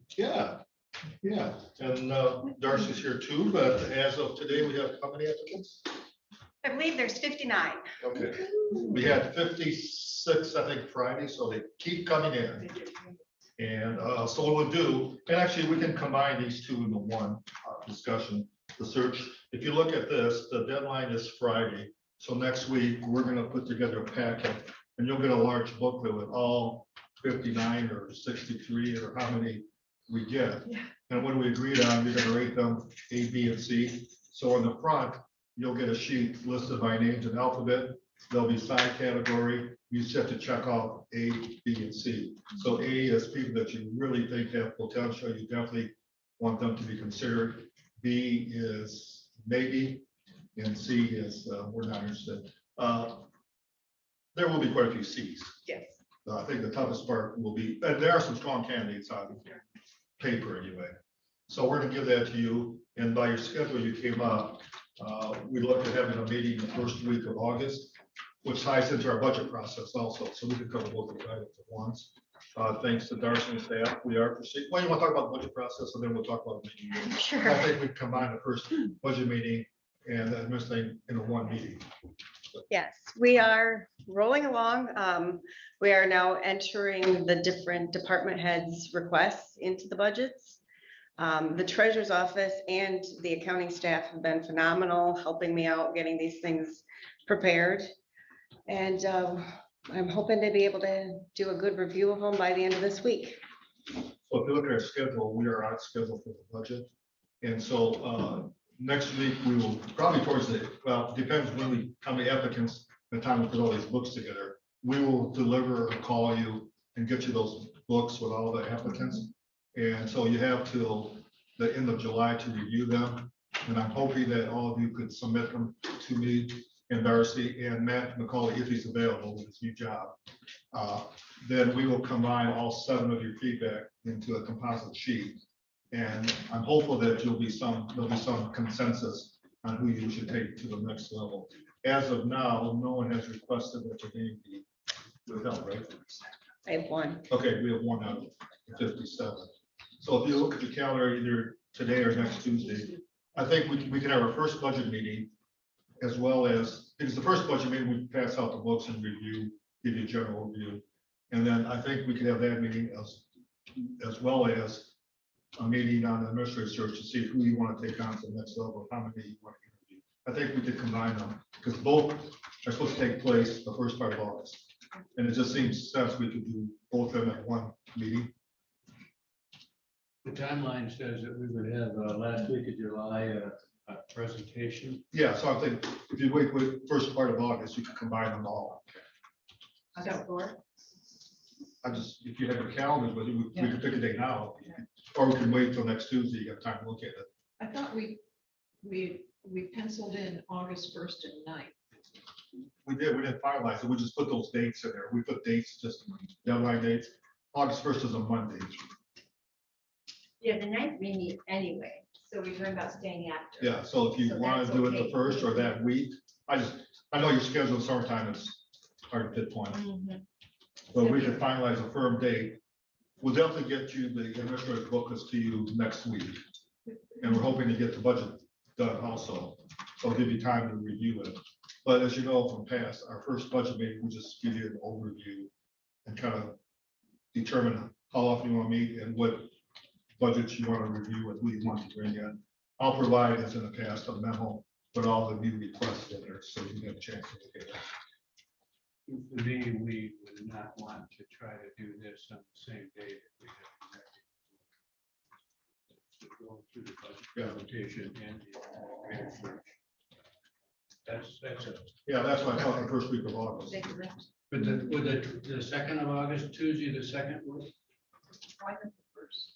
The I've first, had that I blacked out can't for a do. long time. I can't do the first, I'm sorry, I've got network Northwest boards and I don't know what's Oh, going on. So that whole day is board. Yeah, August 1st was the date you chose back in the spring, but I think you were just putting dates in. Yeah, is the fourth, second the is the Thursday, work for anybody? I'm sorry, what day? The fourth, Thursday, the fourth. I can do the fourth. I can do the afternoon. But not the morning. Second is open. What time do we need for both these? That's Well, the primary. I'm guessing, Oh, I'm assuming the discussion on who you want to pass on for interviews will take longer than budget, because our budget will be the first meeting. So we're just gonna give you an overview and give you the books. As remember from past years, that first budget meeting is not very lengthy, because you need time to look at it. But in a perfect world, if you can get your ratings back to us well, depending what day you pick. If you go on the 4th, for example, you can get us to us by the end of the Friday, the last Friday of July. We could take all of your 7 lists and combine it to composites to see where you stand with the candidates. So the fourth, we can only do a half a day. The Friday is wide open. I think it's, I could only do afternoon on Friday. Is Wednesday no good? It's up to- Morning's packed, we got parks in the afternoon. But if we start at 1 o'clock on. or What do about you- Tuesday? On Thursday though, go back Thursday, Yeah, what Thursday. time Thursday? No, 1 o'clock I can do, yeah. I just booked in the morning. Thursday, Friday, well, 1 o'clock, we usually have 4 hours, You should be able to. yeah. So if we had to, we could book half a day Thursday and then all of us save half a day Friday in case we don't finish. You could. Okay. But we wouldn't, it'd have to post it. Yeah, we have to Unless post we it though. recess. Can we cancel it if we post it? Yeah. Post it. Well, yes, we cancel it, or we could recess on Thursday and come back Friday, but You could do that, you could recess. Or we could decide to be efficient and do our work on Thursday. You know, it's really hard to say. I think we can do it. Let's do Thursday. We can always go into. So are you saying 9 o'clock on the 8th? No, 1 o'clock. I Oh, think 1 o'clock. August 4th, Yep. And I'm gonna hold the afternoon on Friday, just in case. Okay, I can do that. so we'll get you the books next week with the administrators applicants. Rate those as soon as they're done, if you could contact us. And we'll give you that, you can just turn that sheet in, that's all we need. Like I said, we'll take all 7 of your sheets, composite them, so you know where the candidate stands. You know, it could be that there's a lot of agreement. If there is, it'll go pretty smooth, it just depends to me how many you wish to interview. And we did agree, I think, as a commission, that we would not reach out to any of the candidates individually. Right. So we're also scheduling after our BOC meeting on the 9th, right? We're gonna save that. Why don't you save it and just see Yeah, how I would things, yeah, save it, yeah, save it, definitely. yes. We do either budget and or administrative, depending on how things go on the 4th. Do we need any other meetings saved in August? You definitely will with the budget and the search, but if you could bring your calendars next Tuesday night. So definitely the 4th, you could reserve the 5th. I'm optimistic we'll get through on the 4th. 4 hours should be. Yeah. But the key is going through those applicants is gonna take you some time, especially if we have that many. So that's the key. If you do your homework and get it back to us by that last Friday in July, for us to compile the list would be simple. It's just getting all of you to do that. And it's gonna take some time. It's gonna be tough. But I suggest you do the first round, go with your gut and do it in pencil and see how many you have in the A and B, because it's hard to remember when you have 60 applicants. But what worked for me is the first round, just go with your gut, look at them and give them a paper mark with pencil A, B, or C, and then go back and do it again and see how many you have. And think about how many you really want to interview also. if you have, I'll just make this up, I don't think you want to be 20 candidates. So be selective on who you give the aid to. Well, there's 59, you said, but 58 if we throw Chet's out. Is Chet grapevine? Is that what I? No, my wife's on mine, but I'm. Oh, James really? Yeah, I said that. Okay, Oh, he's replying, we're gonna reply on Friday. we're gonna reapply Friday. Yeah. Last minute. I'm sorry, is it snowing out there? So I also have the 29th marked off for Zoom interviews possibly. Originally. We talked about that, we have to finalize this. Okay. Well, as remember, we just put dates in to have a timeline to get to the process done. I'd like to have these on calendar if this thing fills up. Yeah. What I did hear is that we should also put down August 5 and schedule a meeting. And August 9. August 4 and 5 and the afternoon of the night. Okay, that's what we've got. Should we be scheduling budget review sessions too? Well, we'll schedule those dates and we'll use those dates for one or two of both of those topics. But we usually have multiple. Yeah, we do that one day at a time because what your schedules, every time when we schedule more than a month's advance, because of conflicts. we never keep those meetings. So if you could all bring your calendars and try to be firm Tuesday night, that would be very helpful to have that finalized. Bring your calendar next Tuesday. Thank you. So we're making good progress on both.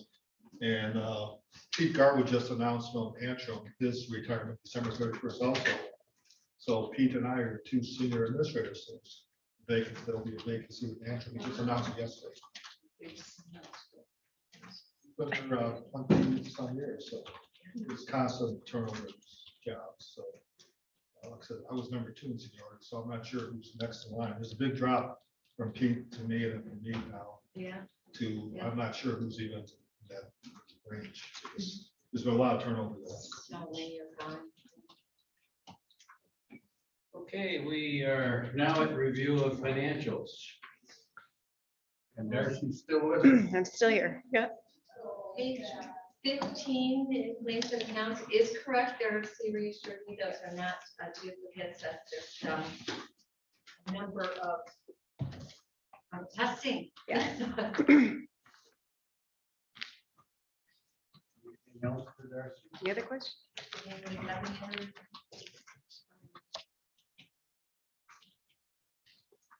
Concerns? Did we come over? All right. Okay, any special reports? Yes, Patricia. It's just Networks Northwest had the executive committee meeting yesterday, and I think from Chet's email, everybody is aware that Matt McCauley is stepping down soon. His last day will be August 1st, I think. And so they are starting the search process also for someone who might be interested in that position. We were talking yesterday about how many key executive positions are up right now, and everyone is getting inundated with applicants, which is really interesting to see. So we certainly are on our side. But the process is moving quickly. We do have a search team from the executive committee that will be sorting through those applications as they come in and assigning them a 1, 2, or 3 priority, and then the final grouping will come back to the full board. Well, first to the executive board with recommendation to the full board. So that will be another change taking place. We are also having in August a retreat for the board, but this year it will be obviously expanded. It will be more for the board and for also the new director, whoever that individual is. And we chatted yesterday because I think it's important. A lot has happened over the last 2 years to reach out to our counties that are part of Networks Northwest and determine whether or not the services are reaching their needs, what are their new needs. There's a lot of discussion going on, and Networks Northwest has been excellent in responding in the past. And I think this is an opportunity for us to take that to our retreat as well. So they're adding that to the agenda, and we'll see what we end up with in terms of added or expanded services, or at least knowing what the needs and interests are out there. That's where he's going. Yes, he is going to MEDC. There's a new position. He will be the senior VP for the new prosperity development. Michigan Economic Development Corporation. Very nice article in the Record Eagle. And good to continue to live in Traverse City as well. So, Yeah, and Matt has done a really great job. At least I can say so from my time on the board and talking with Fisher West. He feels the same. So it'll be a great adventure for him. Lost for both. And Matt really felt bad for not following through his commitment here, so I told him he will be invited to all the meetings and join us, great, but really the hard part was getting the postings out and the description, everything. Now comes really the mundane, the easier part. And so when it comes to the questions, we can help you with that. I've done that before. You'll have input on that. So really, the majority of the work that really we did Matt for, he did it to accomplish his goal. And I think we all agree he did a very nice job. Yeah. Any other reports from? I just wanted to report, it's been a little bit on social media, but Cedar's got an exciting housing project going on. If you drive through Cedar, just south of Cedar, by the old schoolhouse, you'll see big fancy development going in there. So it's going to be a number of homes and double the population of Cedar. So, yeah. And our Polka Fest flyers are over there. It's well underway for the end of August. It'll be an exciting Polka Fest. And Kabasa Run. And Kabasa Run and Pierogi Run. Yes. So and Molly B Thursday night. So that's really exciting. Did you email Commissioner Wessel map how to get to Cedar? So,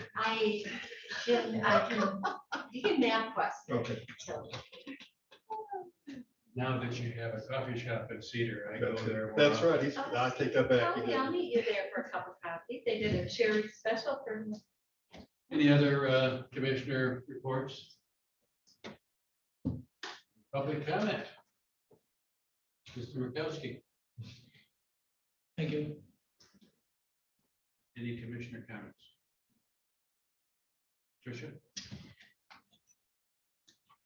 This has been an interesting meeting in a number of ways, and I appreciated Mr. Bukowski's comments at the beginning. And this is my 8th year as a commissioner, and over those years, the county has really received positive audit reports. There have been a few years, a number of years, where there have been exceptions and findings, but those have been stemming, all of them, from with one exception, from the treasurer's office. And I think it's just time to thank Jen and Michelle and the clerk's staff for the outstanding job that they have done, because they've returned us in on their part 8 audits every year. And I'm hoping that our new finance director will follow suit and take a page out of their book and be as detailed and comprehensive as they have and as dedicated as they have for the year. So thank you, Jen. Thank you, Michelle. Thank you, clerk's office. Thank you for that comment. I support it. Well, I would just echo what Patricia said. Absolutely, thanks. We have certainly no complaints at all about how we've handled things. That being said, one thing that has been missed in all this, because there's been a number of numbers thrown around about costs that we've heard them all across the board, but what hasn't been mentioned is how much money we have saved by having the clerk handle finance. We used to have a finance department which had its own costs. That finance department was moved under the clerk instead a number of years ago. So those dollars were saved for a number of years. We saved those dollars because the clerk's office was able to handle 3 departments. And as I said publicly, time and time again, that, there will be some costs, but it's just time to lighten and spread out that workload, and not expect one person to handle 3 departments with the more complicated elections, more complicated court system, more complicated HR issues, and more complicated financial. We had so many changes in financials. So I just want to say again, I echo those comments. We've been fortunate. Anybody else? I did invite Mr. Peacock to return next Tuesday to help us understand the issue and the one finding. He will not be here, but his partner will zoom in. That's good. Mr. Gallagher attending. We're not used to getting B pluses, but that's good plus. And so we got to correct that deficiency. But thank you to all of the staff that worked so hard on that. Felt better getting an A. B plus. Any other comments? Okay, we now have to approve the financials. I would recommend approval, yes, of claims and accounts, $71,430.07. Support. All those in favor? Aye. Opposed? Motion passes 6-0. Recommend approval of post audit, $1,668,102.80. Support. All those in support, say aye. Aye. Pass 6-0.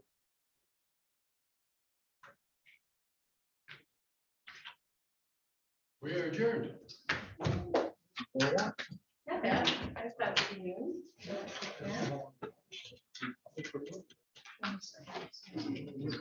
I got through the.